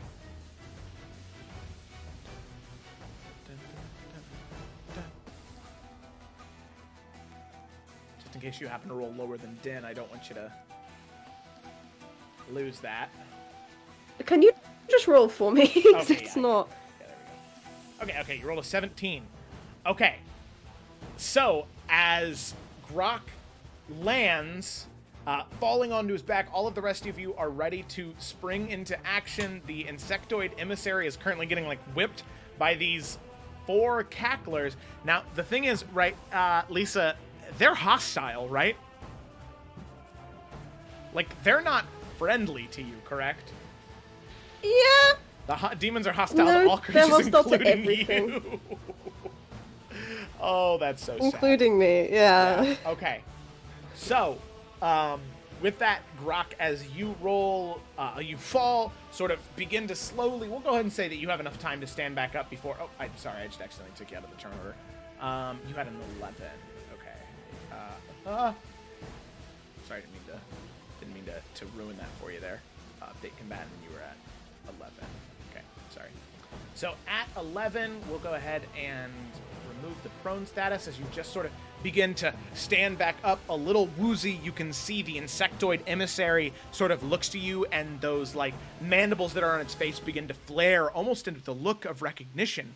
But even though they're not very different, you can tell that this isn't the same one. It doesn't have the same marks and bruises and cracks in that chitinous plate, but somehow it recognizes you.